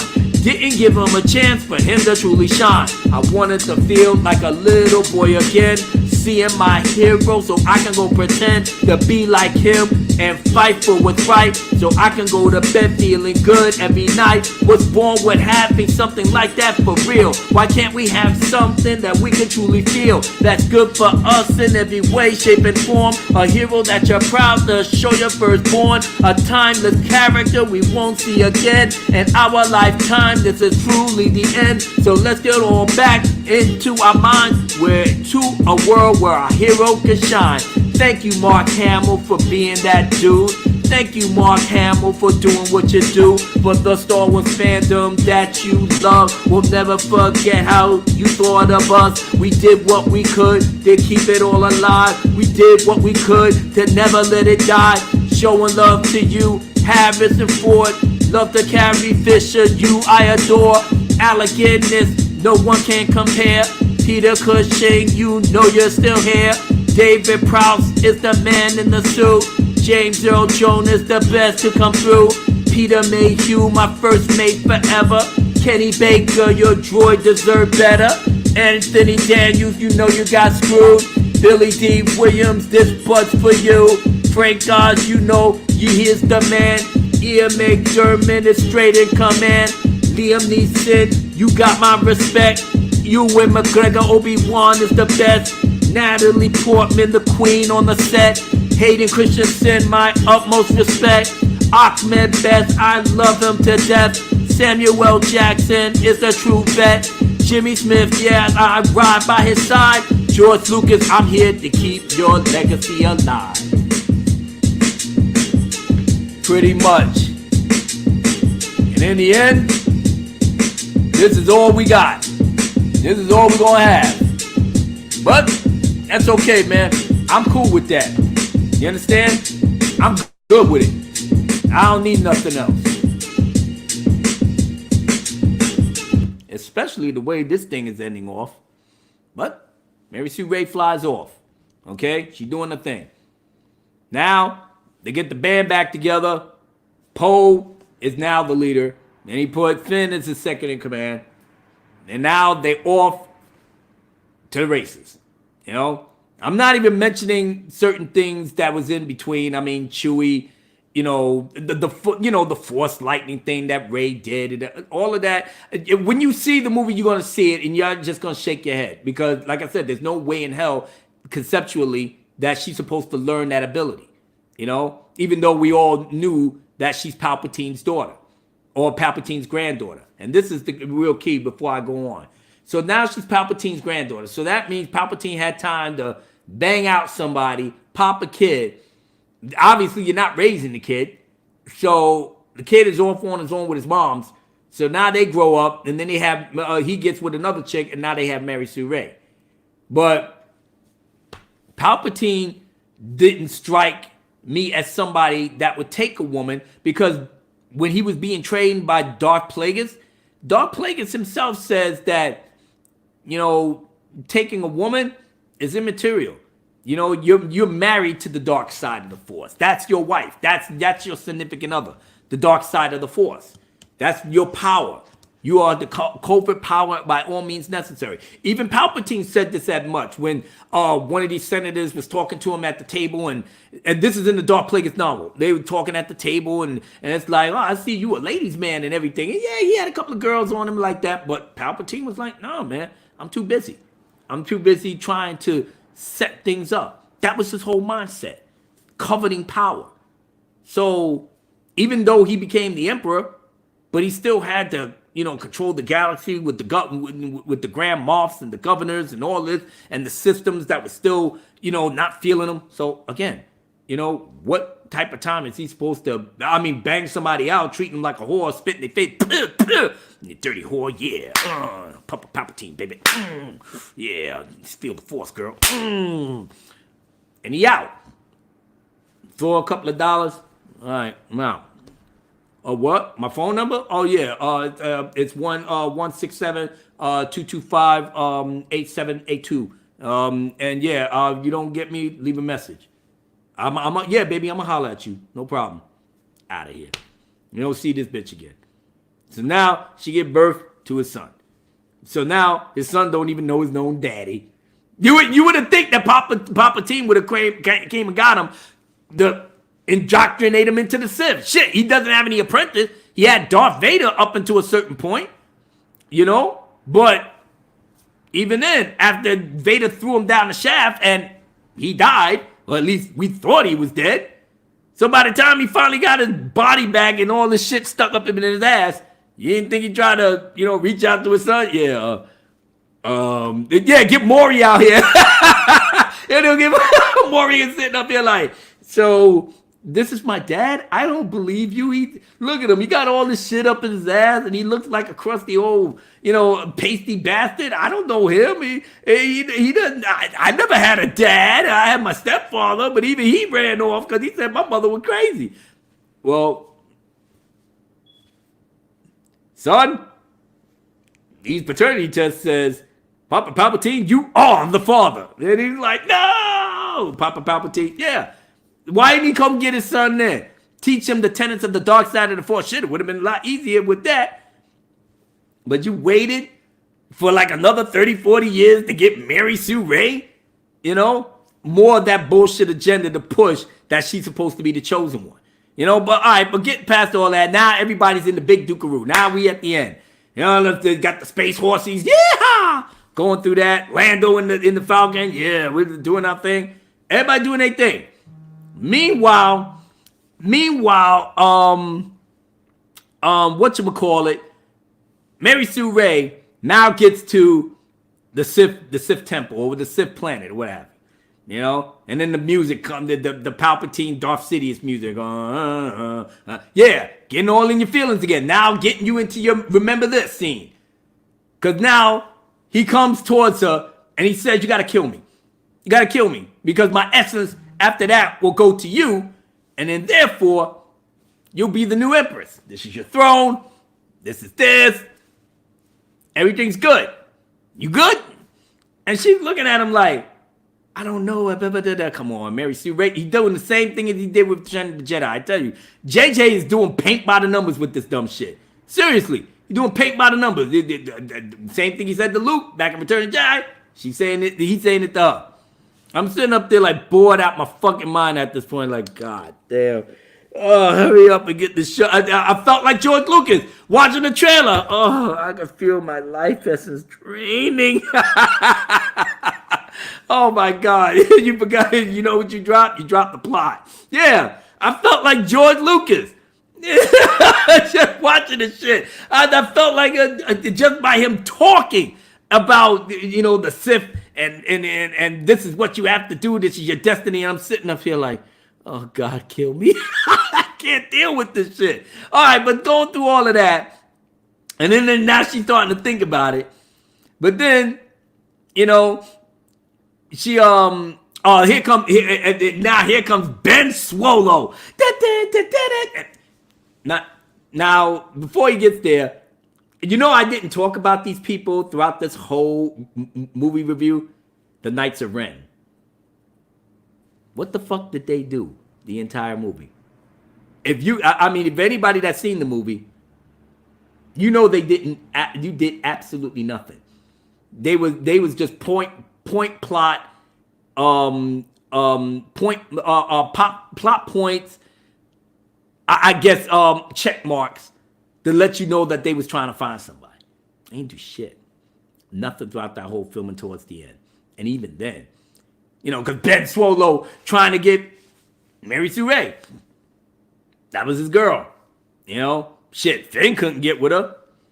Shit, bad enough he had the new chick and he's still screaming out, Ray! Ray!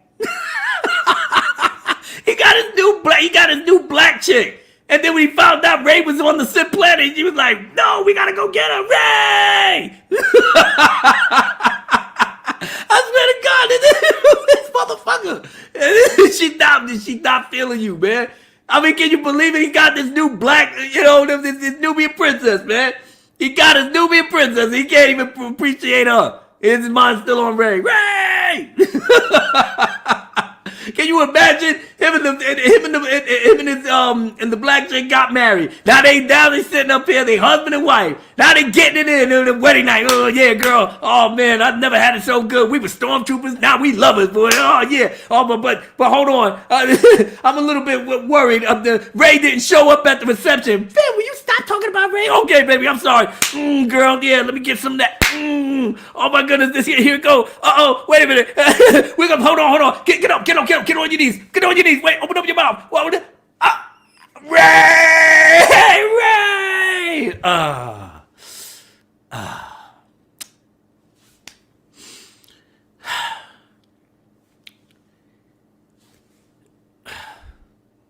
I don't think this marriage is gonna work. I don't think this marriage is gonna work. So I think, I think I'm gonna pull out of here. Do I pay you or something? But that's Finn. That's Finn right there. Just hooked on his girlfriend. But meanwhile, my man Ben Swallow now rushing, but he ain't got no lightsaber. So now the Knights of Ren are finally converging on him. Now they actually getting ready to serve some sort of purpose that really it's not really being served at all. But this is where they stand. So now, here we are. Now they on the big Dugaroo. Now they hemming him up. But then here comes Mary Sue Ray, getting ready to strike down Palpatine. And he's sitting up here like, free me so I can rule the world. There we go. And then she did this. And the thing disappeared. Right. Force Skyping weapons all over. So now Ben Swallow pulls up the lightsaber. And now he handles the Knights of Ren. And I'm sitting up here like, literally shaking my head like, wow, why didn't I think of that, right? And I'm sitting up here like, okay, just keep this shit going. Please, God, it should be over, man. It's already 4 o'clock. Now, this is me watching. It's already 4 o'clock in the morning. I can't deal with this shit, man. I gotta get some sleep. So now he kills the Knights of Ren. So much for those guys, right? So much for them being badasses back in the Force Awakens, right? It was there for 1 second as a flashback. Wasn't seen in The Last Jedi. Brought back here as a plot point placeholder. Then at the end they get fucked up. The end. That's all for the Knights of Ren. Good job, JJ. So now here comes Ben Swallow. He flies over there. So now here comes day 2. So now he pulls out another lightsaber that was Leia's lightsaber. So he gave it to him. And it's like, all right, now it's them two now. So now they trying to get at Papa Palpatine. And then he did the Force lightning. And they got all trying to. I was like, oh, I'm shocked that Mary Sue Ray didn't do no super shit on this one. I know. It's still early. I know. Who was I fooling? But anyway, they and they fall off. And then Papa Palpatine looked at his hands and like, oh shit, I just got a manicure. Oh, yo, my face is looking kind of crispy right now. Olive Olay, baby. Oh, that's what I'm talking about. All right. Looking crispy right. You know what? I don't even need your dumb ass no more. I'm better. Let me take the shit out my ass. Oh yeah. Damn, that shit was hurting right there. All right. So what's up, Papa Palpatine is back, baby? Call for Papa Palpatine. Yeah, he's ready to rock now. He got the Sith glowing eyes and everything. He was ready. Everybody was on the floor, smoking and everything. Meanwhile, back on the battlefield, everybody doing their thing. And I know y'all guys probably asked me like, Abu Naz, I know you have a favorite character. What's up with him? Oh, my boy General Hux? I didn't talk about him because the way they played him in this movie was beyond blasphemous. to me, because General Hux was my dude. The only one that I really liked in Force Awakens. Because he like I said, he was strong and confident and everything else. He was a cold-blooded space Nazi. In this film, they got him as a spy. They got him as a spy. Where did that come from? So was he spying for the Republic all this time? Because if he was, homie kind of fucked up when he went space Nazi and killed all those billions and trillions of people. I know, water under the bridge. But then they found out that he was a spy, and the new general said, "Give me the gun." Pow! And that was it. No more General Hux. My man's dead. My dude is gone. And he went out like a sucker. He was already limping. He went out like a sucker. My dude.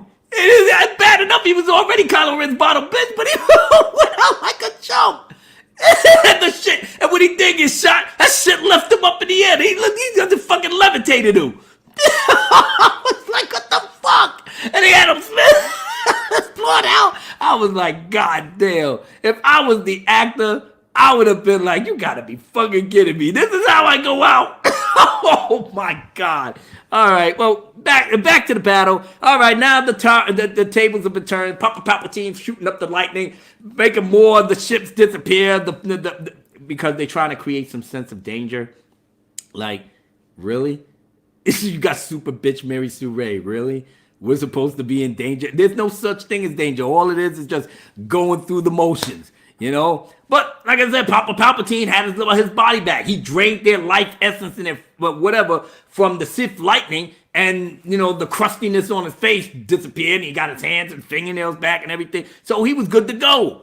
And so it's like, why should I need her to kill me? Fuck, I'm back in business, baby. So yeah, he's doing the fourth lightning. Everybody's still on the floor, and then Emo Kylo got up, and not Emo Kylo, Ben Swallow got up, and he's like, Ted, oh, I'm gonna take you out. And Papa Palpatine looking at him like, yo, what the fuck are you doing? Now the reason why I'm calling him Papa Palpatine is because the way they brought this dude back, that's not Darth Sidious to me. Darth Sidious is the true name of Sheev Palpatine, the Emperor. Now, his name is Darth Sidious. He is a Dark Lord of the Sith. He was killed by Darth Vader, his apprentice. That's it. This guy right here in this movie, that's a prop JJ set up to replace Snoke. And then gonna try to, have you fooled to think that Snoke was some sort of clone by Papa Palpatine. So I'm just calling him Papa Palpatine. Because you gotta call him something. But he ain't what he's supposed to be. All right, but back to Papa Palpatine. He looked at, Ben Swallow, and he looking at him like, yeah, you didn't kill your father, little Force user with daddy issues. Get the fuck out of here. He, did the Force thing and it threw Emo Kylo all over the fucking place. So now Mary Sue Ray is still in seizure mode. She's still in seizure mode, and Papa Palpatine laughing. And then the music is swelling and everything. Meanwhile, I'm sitting up here like this. Can we move this shit along, please, God, please. So now, here you go. Now I am the true emperor. And I was like, how much they paid Amy Durden to come and ham this shit up right now? Because I know he's mad that you got me playing a character that George Lucas said was dead under no circumstances. But you're paying me money, so whatever. So now, here comes and this is coming. Everybody in the audience can't be that stupid to know this shit was coming, that Mary Sue Ray would get off the ground. And I'm telling you, man, this is so fucking cheesy, it ain't even funny. So now, Mary Sue Ray gets up.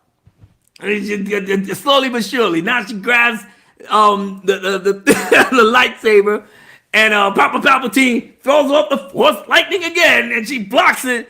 But now she gets the other lightsaber that got dropped by Kylo, and she uses that.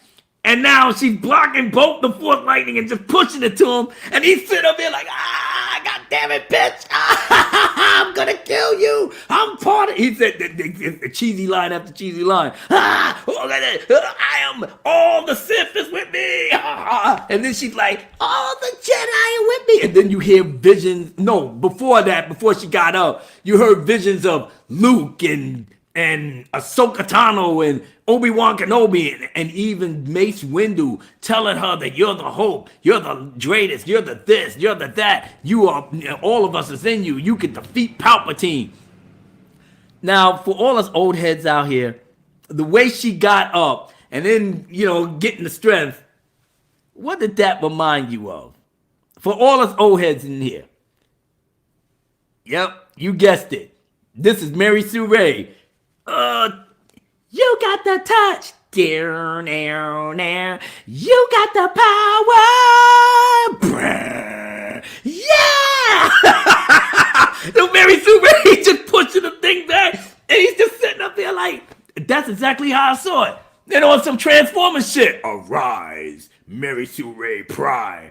Casting all your fears and doubts. You know you're getting Palpy out, you're legend.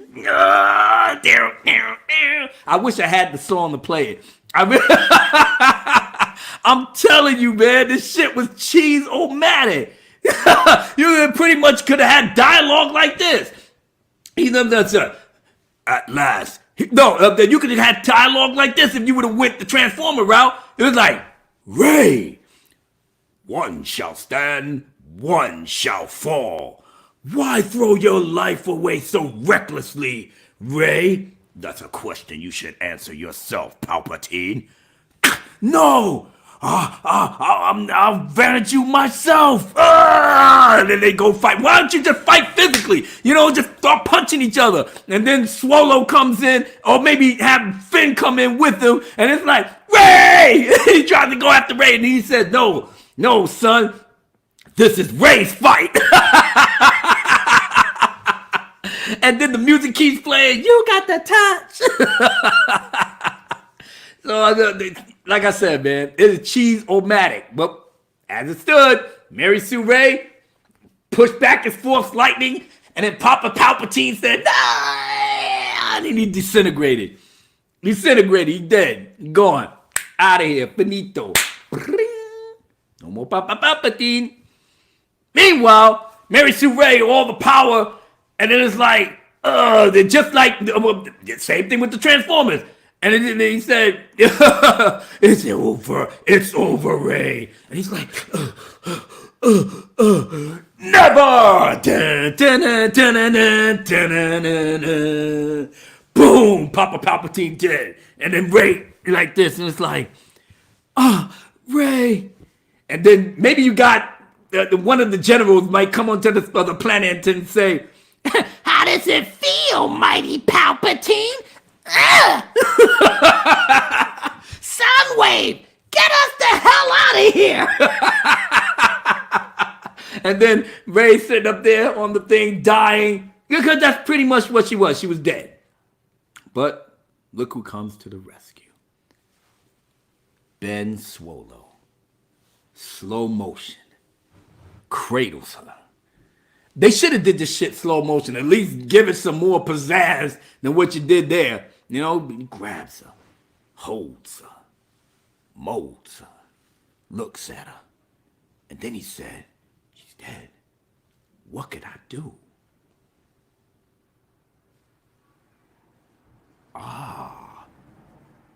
You got the touch. You got the power. Arise, Ray. And then she did like this. And then she looked at the man of her dream. Yes! This is the Raylo moment that all these Raylo shippers was begging, pleading. Oh my God, this is everything. This is what they're going to keep running back to see. And then they're going to make memes out of it. Then they're going to have video clips out of it. And then they're going to create their own romantic thing throughout the whole 3 movies. You know how this shit's going to go, especially on YouTube. So now they sitting up here like, looking at each other. And then Ray got a smile. And then Ben Swallow got a smile. And I'm saying to myself, wait a minute. This motherfucker tortures her, rapes her mind, tries to kill her, killed his own father, Han Solo, in front of her, and that's the man she admired. And now, all of a sudden, they fighting each other, and they laughing and giggling. I'm like, am I looking at this right? And then Mary Sue Ray said, I want you, baby. And all tongues in her throat and squeezing the titties, and she's jerking him off, and Tyler putting pinkies in the ass and having a ball. And he did this shit for like God knows how long. Meanwhile, the fighting is like ending off, and Lando is flying smooth. You know what? Lando's always been smooth like butter, baby. At the very least, the only thing I can say about JJ is that I'm glad you didn't make him pansexual. I'm glad you didn't have him sitting up here like, where's my robot at? Yeah. No, he ain't do none of that. Thank you, God. Throw us a bone, will you? So him and Chewie. And then you get a blink and you miss a cameo. Wedge Antilles was on the thing. I was like, yo, they got this dude in here? I said, God damn, they really going hardcore with this shit. But he was only in there for like a half a second. But that's supposed to get into your member this or member that. That's Wedge Antilles. Oh, they bringing all the old ones back. The fucking movie is over. What are you talking about, retard? It's over. Meanwhile, back at the Sith homeworld, it's so squeezy. Oh, yeah, Ray. Oh, God, I wanted this so long. Kylo? I mean, Ben?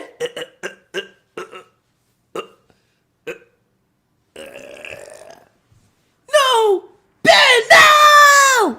And I'm sitting up here like, what the fuck are you crying about? Just do the force healing thing and bring him back to life. Shit, you can do just about everything else. Why can't you just bring him back to life? Exactly. But you know what she did? Closed his eyes, laid him down, and then he disappeared. I was like, what? Wait, whoa. Hold it. Hold the motherfucker. Hold it. No.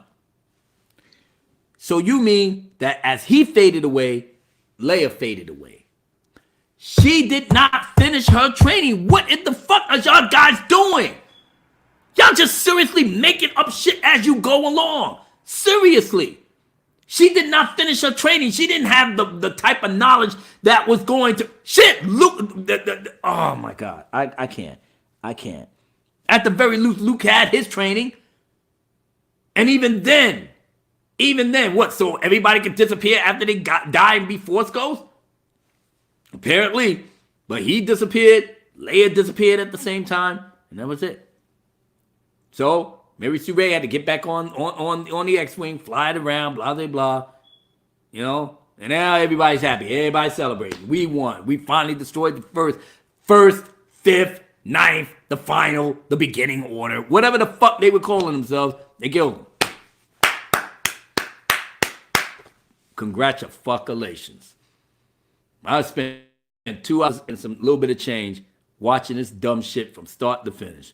And I just literally shook my head like, thank you, Lord. I'd be like George Lucas. The saga is ending. Thank God. Put it out of its misery. Take a lightsaber to the wood chipper. Cauterize that shit. You know, Lucas said it the best. So now that everybody's celebrating, and then Maz Kanata give Chewie the medal. I guess the medal from Han Solo selling the medal for drinking money or whatever the fuck it is. You know, disrespecting the OT behind this shit. But it's whatever. He got the thing. You know, everybody's happy. Poe didn't get the girl that he wanted, the one in the mask. I didn't really talk about her because she was a nobody.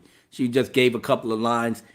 That fuck was it. Why would I need to talk about characters that they just don't mean anything? They're just there to be placeholders, plot holders, you know, cup holders, whatever the fuck type of holder they was throwing, that was what they was doing with that. She was nothing.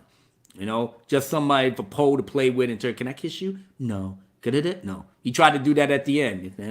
And she was like, no. Then bitch, get the fuck out of here. Shit, even he needs a love life. He can't even get that. God, you wonder, but you got much room for Kylo and Ben Swallow to be. Oh God, baby. Oh yeah, titties. Oh, slap the ass. Pinky in the ass. They got lots of time for that. But either way, it's over. So now, here comes Mary Sue Ray. Now, Mary Sue Ray got the Falcon. Mary Sue Ray got the lightsabers. Mary Sue Ray got the X-Wing. Mary Sue Ray got the books. Mary Sue Ray got the robot. Mary Sue Ray got everything, including including the old Lars homestead on Tatooine. I would have thought that she went back to Jakku. Shit, that was where she was living out all this other time. She ain't never been to Tatooine. What the fuck is she doing there? Exactly. But now she's here, and she's looking at the house. Now she's burying the lightsabers. Yeah, just time to say goodbye to everything. You know what? I'm fucking glad. So now she's there. She's looking out, and this was already in the leaks. Drunk 3PO said it the best. And it was like, who are you? I'm Rey Skywalker. And then it ended. But in my head, I said, you Rey Palpatine. You took the Skywalker name, but your blood is Palpatine. So in some really fucked up way, the Sith won. They basically destroyed the Skywalker lineage. They fucked over Anakin Skywalker's arc as the chosen one, because by Disney logic, that if Palpatine was still alive, that means the balance of the Force was still not intact. So, because that was the point of killing Darth Sidious, so that Anakin could fulfill the prophecy and bring balance to the Force, because the dark side of the Force was ruling the galaxy. So, in this version of it, the dark side never stopped ruling the galaxy, more or less. The New Republic was there, but the First Order came in and took rough shot and took everybody out. So now the dark side of the Force was ruling the galaxy. Meanwhile, Papa Palpatine was chilling in the cut for another 30 years, making Snoke babies to just go out there and run the First Order. How many Snoke babies did he make? Did they have a finite life? Did they have to leave the comforts of the Dreadnought to come over to Papa Palpatine, die so we can replace him with another one? Who the fuck knows? Who the fuck cares at this point? Nobody don't care. They don't make a bunch of comics and all this other dumb shit. Nobody cares. So, all right, whatever. But to just have episodes 1 through 6 retconned the way they did, and then to have Papa Palpatine die, not by a Skywalker, but by another Palpatine, who pretty much is in charge of every Jedi book of all time. Now remember, Rey ain't really got no training. So who's to say at some point she may turn into a fucking Sith? We ain't got Rey. She's the only one left. She's the only one left that has some knowledge of Jedi skills. Now she got to turn around and try to train somebody if she's going to pass on what you have learned. But they don't say none of that in the movie. They just here to, we just ending this shit. We don't know what the fuck is going to happen. We don't even care. We're done. Because we don't even know how well y'all guys is going to take to this. And you're right. Because we shutting this shit down. This movie was fucking trash from beginning to end, ladies and gentlemen. And like I said, my way of reviewing things is just telling you exactly how I see this nonsense. And there are a lot of critics. Even the shills like John Campea and fucking Scott Mendelson is sitting up here like, what the fuck is this? And you got other shills that's still trying to defend this nonsense. But even then, what the fuck? I'm sorry, I left the chat alone, but y'all guys was holding it down. 35 people still in the thing. I'm glad you guys are still here, Tom said, Lando has been the man since Empire Strikes Back. Yes, sir. Yes, sir. Absolutely. Sea-Dog said Raylo's never heard of Wedge. No, they didn't. They probably looked at him, some old white guy, on the gunner. That was it. Wedge is awesome. Absolutely, Tom. He was, but they didn't give him enough to do. They just placed him there just to say, hey, you remember this character? That's right, it was Wedge. Selena Dominguez. Not all Jedi can become Force ghosts without training. Obviously, according to the Disney mandate, stories by Iris said Rey pulled a rogue and sucked his life force out. Yeah. Matt's mama bear said nobody got any. No, nobody did. But shit, Ray and Ben Swallow came close. For a second. Ballet dancer said they were trying to make Ray and Poe be like a little bit like Leia and Han. Okay, I can see that because they was bickering, towards the beginning, but it was almost like I don't even care. Art Bunker said, "How the heck did Mace rejoin the Resistance?" Mace didn't. I guess he was a Force ghost or what have you, and they, conned Sam Jackson to lend his voice to the whole thing. So who the fuck knows? Poe got caught, blocked, and denied. Yes, he was. Shoot, even the girlfriend that he had history with wasn't giving him none. So who knows? The conspiracy said absolutely. Sith Palpatine won. And who's to say Palpatine isn't alive? Look at what he survived in episode 6. Yeah, exactly. Shit, he disintegrated. But who's to say? He may just the dark side of the Force is that strong. Shit, he may have to wait a couple of years, but he may, the dust might reconstruct his body and hey, Papa Palpatine is back. So, you know what? Pick your poison. It's all fun and games with these fuckers. Becky says, what happened to R2? Yeah, what happened to him? Well, he was only used for like a prop, of this, of that. He was only like in a handful of scenes, and he was like barely there. It's almost like nobody paid him no mind. That's bad, man. That's really fucking bad. C-3PO go and get his mind wiped. Then when he wakes up, oh hi, I'm C-3PO, human cyber relations with you, blah blah blah. And then they brought his mind back. Oh R2, what's going on? Nobody cares. Because basically the way they propped it up in the trailer was that I'm taking one last look of my dear friends. And then that would be it. He would never, be seen or heard from or whatever, they won't remember him. Nah, man, that was just like a few minutes of a mind wipe, reconnect. R2 put everything back in order, and now he's back to normal. And they still really didn't utilize C-3PO. That's why Anthony Daniels was pissed. He was like, goddamn, man, they just shitted on me. No problem. Yeah, that's what they do. That's what they do. They're pushing their own agenda. They just bringing you along for the ride. And let's see. Chaos says Rotten Tomatoes is holding audience reviews back to control the scores. Look at the numbers. They saying over 12K reviews and so far bullshit. Yeah, I know what they're doing. But like I said, I don't pay Rotten Tomatoes no mind. I really don't. They've already been exposed. You can't trust them. And the more people that see this movie for really what it is, this thing is not going to have the legs they think it's going to have. China already shitted on them. I thought they was going to wait the week 2. This is pretty much going to be week 1. And they even said, yo, get this shit out of here. Don't nobody want this. That's bad. That's bad. And then the fact that all of us in the United States, we're not fucking with this. Only the Raylo shippers, the bandwagon jumpers, the casual fans, and the mindless sheep. Now suck up anything Disney throw at them. Like seals. Yeah. Yeah, take this, take that. Yeah, you bitches love it. Yeah, take this.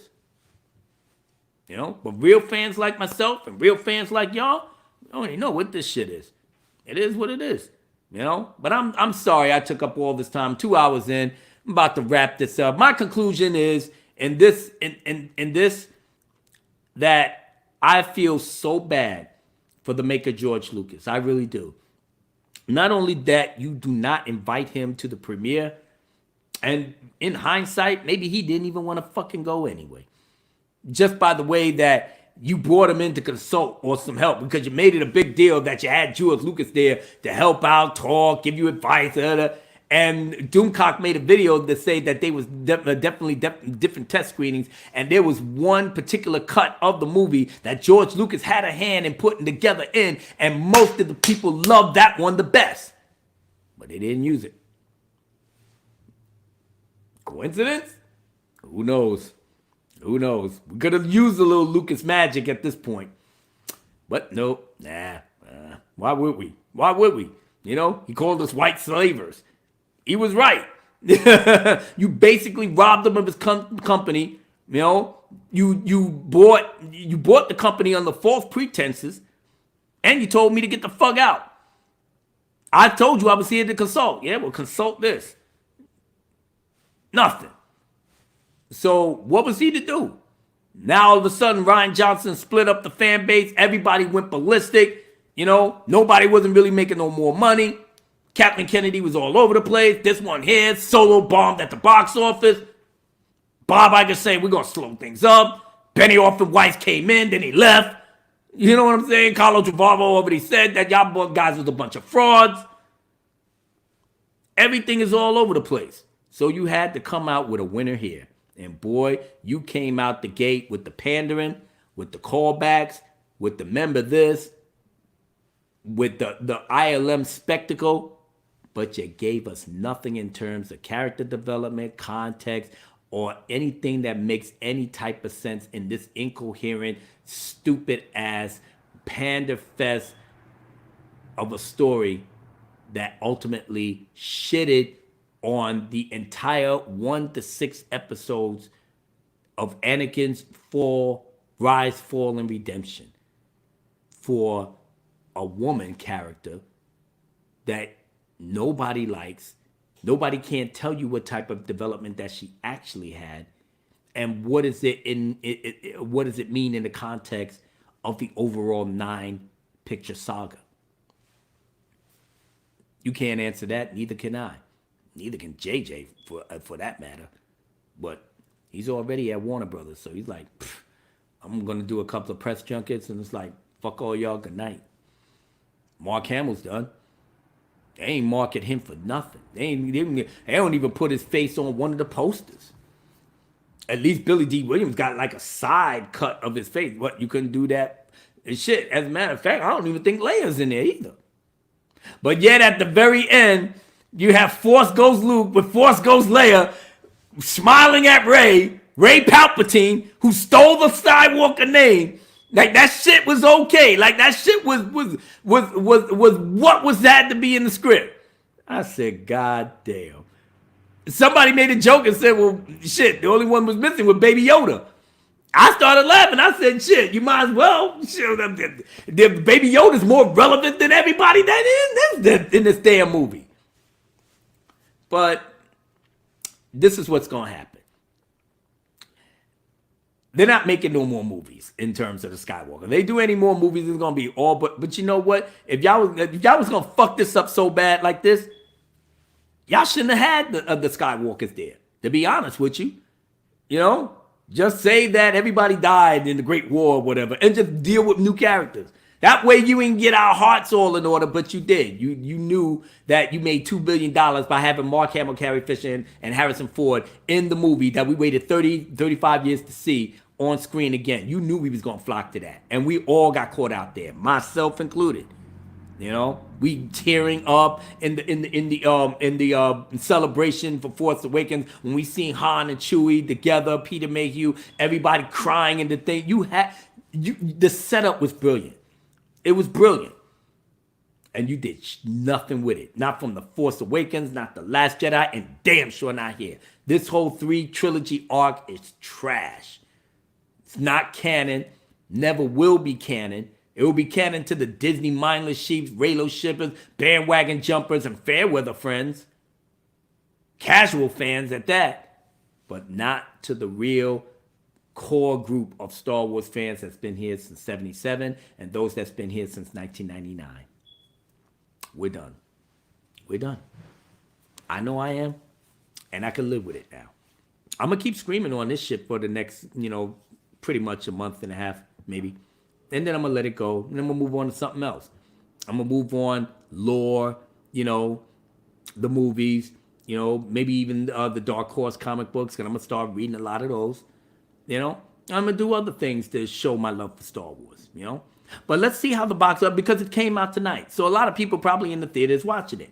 Hopefully some may come in here and check my thing out and know that I'm keeping it real, man. Shit is trash. I can't even remember half the shit in here, and I don't care to. Because it was irrelevant in the movie in and of itself. So why do I need to talk about it? Shit, you gonna watch it and you ain't even gonna fucking remember. Exactly. So with that being said, yeah, wrap it up. Yeah, poor George Lucas. Oh man, I'm maybe Phasma survived too. Why not? Jeff Soul, that ship came and went.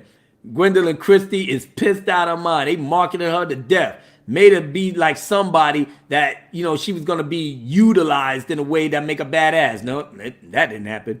Tom says BD1 would kill BB8. Yep. Absolutely. Grobnob says the best Bush pilot in the Outer Rim territory. Yeah, buddy. Matt's Mama Bear says C-3PO and R2-D2 weren't the droids they were looking for. No, they wasn't. RC from New York City says, wow, who would have thought that Episode 7 was the best sequel trilogy? RC, I don't even give Episode 7 no credit anymore. Because all the little ideas that JJ had, he left it alone to that beta cuck to throw it out the window and then had the nerve to thank him in a tweet when he started filming Episode 8 that he did such a great job. God, the line that you have to do to try to save face is incredible, but at this point, and if you don't make the money that you think you're going to make, you might as well get the blame back on him, but you take the blame too, JJ, because you rushed this shit. But I can understand why you rushed this shit, because they wasn't going to give you no time to develop a proper story. So throw a whole bunch of nostalgia, throw a whole bunch of remember this, get the ILM boys to break out the budget, have John Williams music hit the right notes at the right time to get you all in your feelings. The end. Damn, I'm actually shocked at how simple I made that. That was your movie, ladies and gentlemen, in a nutshell. In a nutshell. Becky said, my younger brother is going to see this movie next week. He knows I like Star Wars and asked if I wanted to go. I said no. Yeah, put your foot down, Becky, my girl. Put your foot down. Tom said, Rotten Tomatoes lost credibility with crap stain nasty. Yeah, I know exactly who you talk about. D. Carey said, Phantom Menace are tripping my... fellow Phantom Menace are tripping over themselves. I don't know. Like I said, I know I wasn't paying no money to go see that shit. 5 Knights of Ren equals 5 Captain Phasma's waste. Yep. OG Deeb said, poor Mr. Lucas. Yeah, poor Mr. Lucas. I alt-viewed it. Yep. Sea-Dog said, we have to let him know the sequel trilogy isn't canon for true fandom. Yeah, they ain't. And I'm going to dedicate my channel to keep saying that. I'm not even fucking around with these people. Avi Visman said, the Rise of Skywalker will not be a flop. The Rise of Skywalker is a flop. Yes, sir. You damn sure broke it down. Chaos 7 said, release the Lucas treatments. Release the Lucas cut. You should get that hashtag going just to fuck with their minds, Oh, man, the Ruse of Soy Latte is soloy, too. You know what? I wouldn't put it past them to try to get another solo movie out. Shit, they ain't got nothing else to put out there at this point. Becky says, I think John Williams' music was the only good thing. It is. It always is. It always is, So, I don't know. But in any case, everybody, I'm so glad that you came and hung out with me. 2 hours and 12 minutes, 33 people in here. Hopefully, all of y'all smash the like button. Give me some love before the haters come in here and just have a whole bunch of things to say, and then I'm just going to have to smash them down like the clowns that they are, So I want to thank each and every one of you for coming out here. Perry Comics, what's going on, brother? Yo, Class says Cannabis. I like your raps, Mr. President. Thank you, because you're going to get another one to send you guys out. And basically, I'm going to do two. I'm going to give, like I said, y'all hung out with me for a while. I'm going to give y'all two. Get it to the extent that because I did a clip, I laid a little clip out, and I put it out on Twitter, and it got a lot of traction. I'm glad a lot of people shared it and passed it around, because I wanted people to understand my feelings on that and how this movie was not what you think it is. It's trash. It doesn't serve no purpose but just to speed the story along, get it done, and let's get out of here. And that's not fair to the fans, but the people that want to eat up anything and like anything that Disney throws at them, then this movie is for you. For the people that has weight and context to how it should play out with all the other 6 movies, then this shit was trash. you know. But at the same time, I already know what this is, so that I just want you to see the clip that or listen to the song that I'm doing now. That's based off of the clip. Well, it's not the whole thing, but I'm giving you the whole context of it now. So get your fire emojis out. Let's hang out for another 10, 15 minutes longer, and let this get this party started. If I could find a here we go. We gonna smooth this sucker out.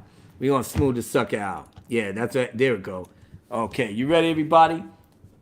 Let's rock the spot. 1, 2, break it on down.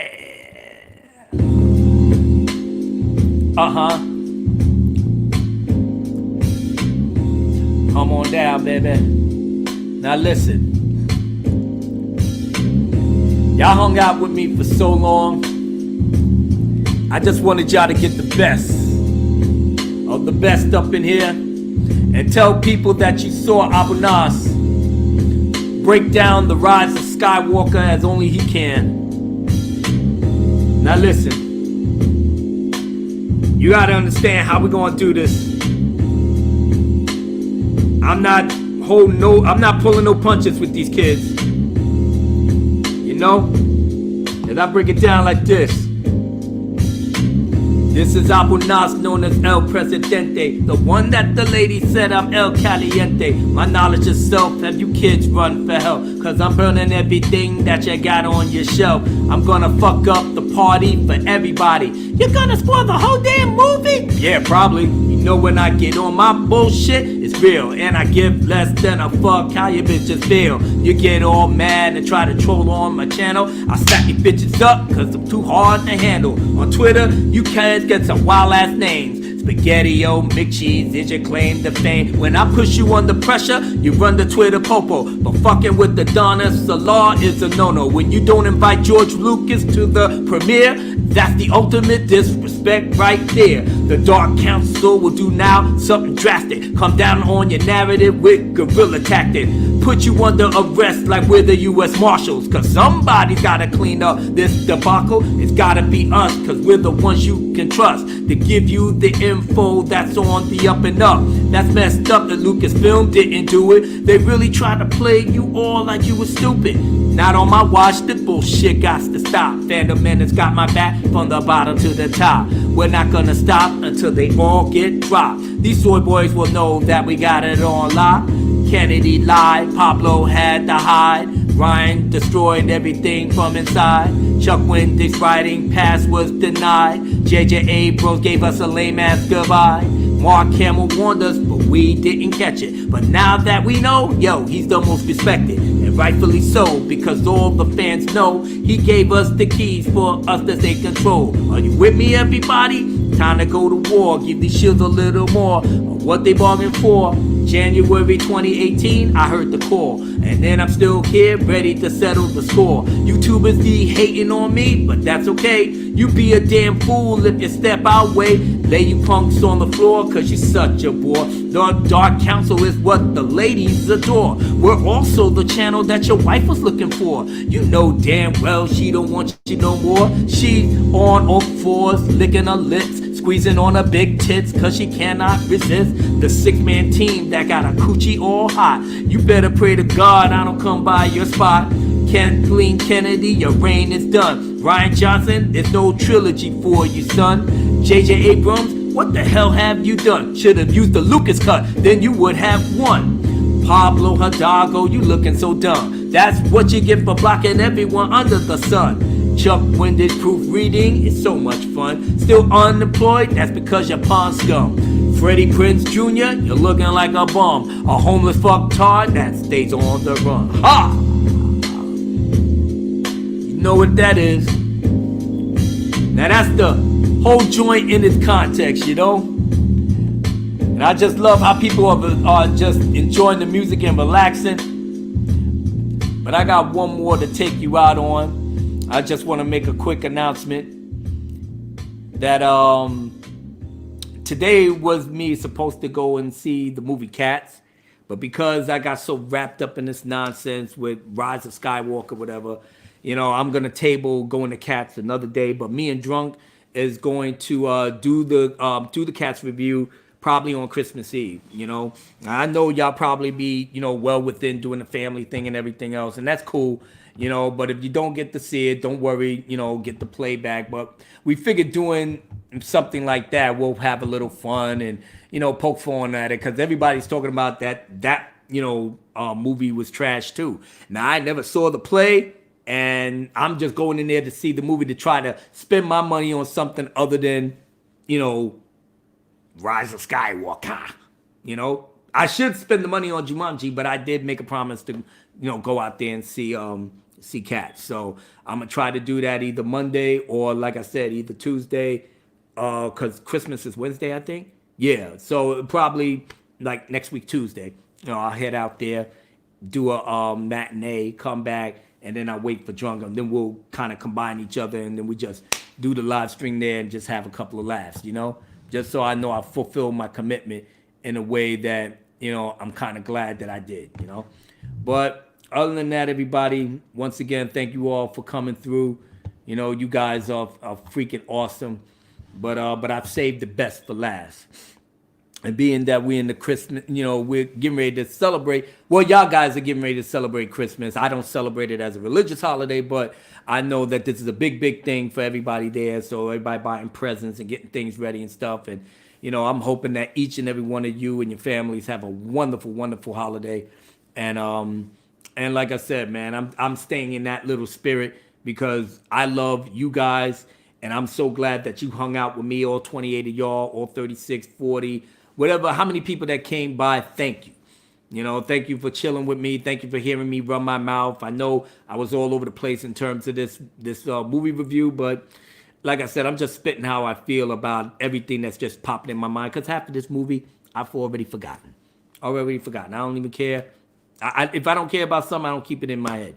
Then this shit, I don't even care about. I do know one thing.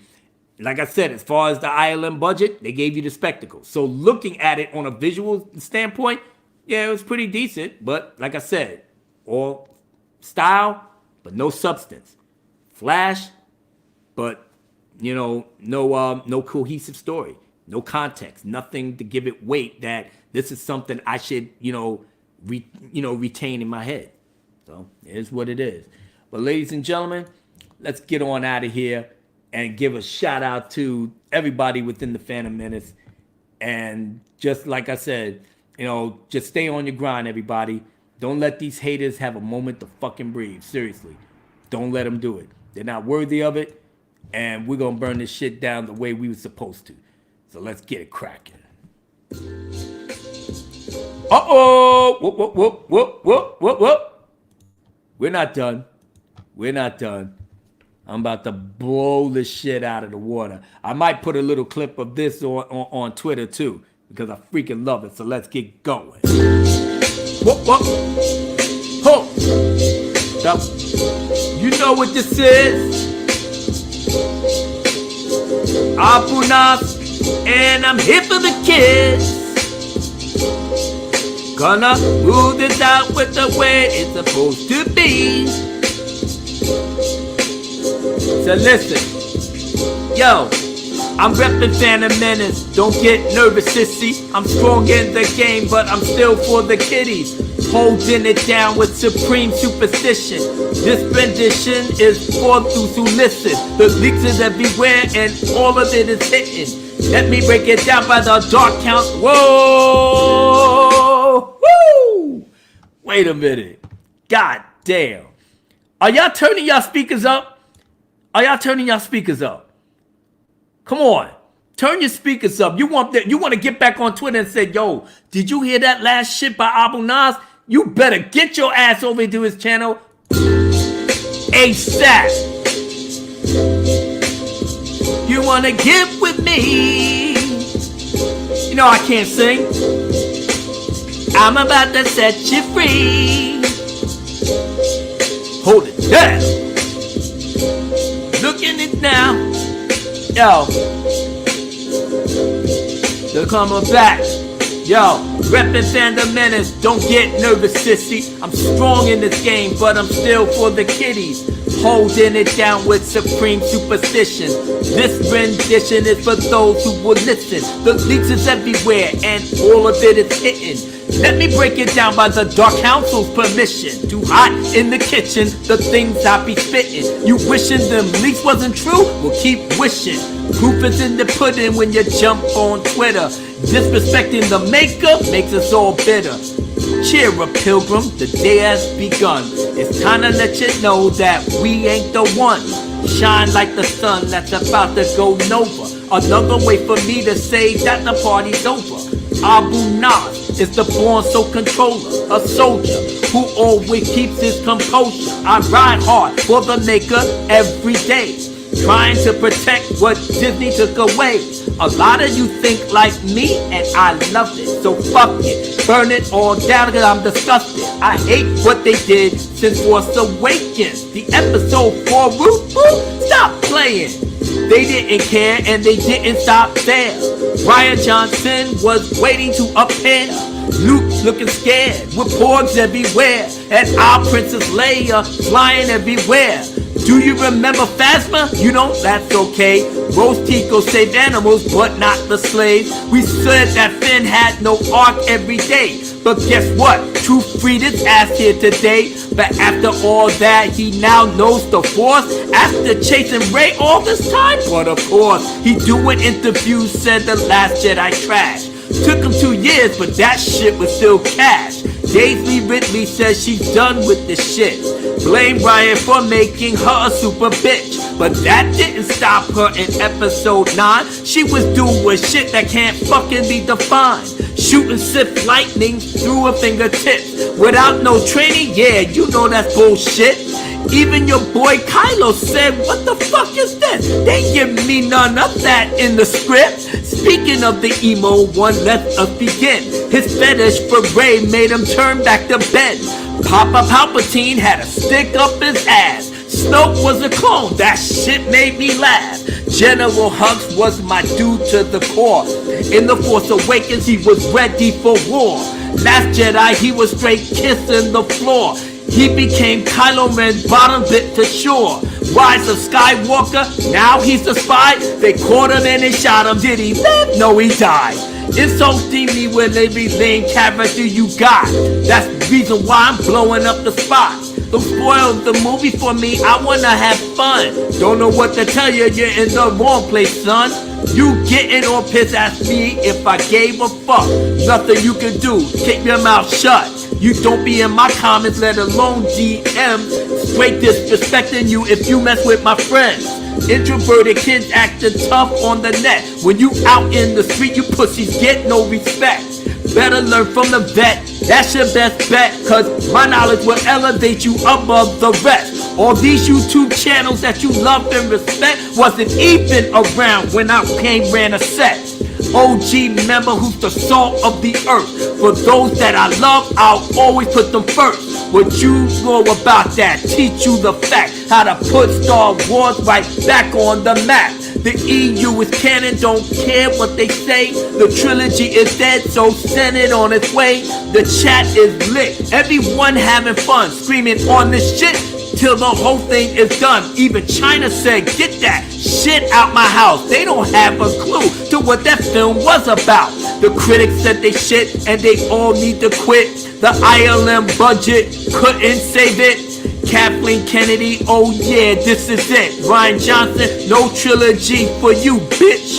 JJ Abrams should have known when to quit. Pablo Hidalgo, yeah, don't have a fit. You blocking everybody, but no one gives a shit. Chuck Wendig is still unemployed snitch. He's still writing books, but no one's reading it. And Freddie Prinze Jr., straight clown that he is, still yelling out Star Wars is only for kids. But I don't give a fuck where he at or where he is.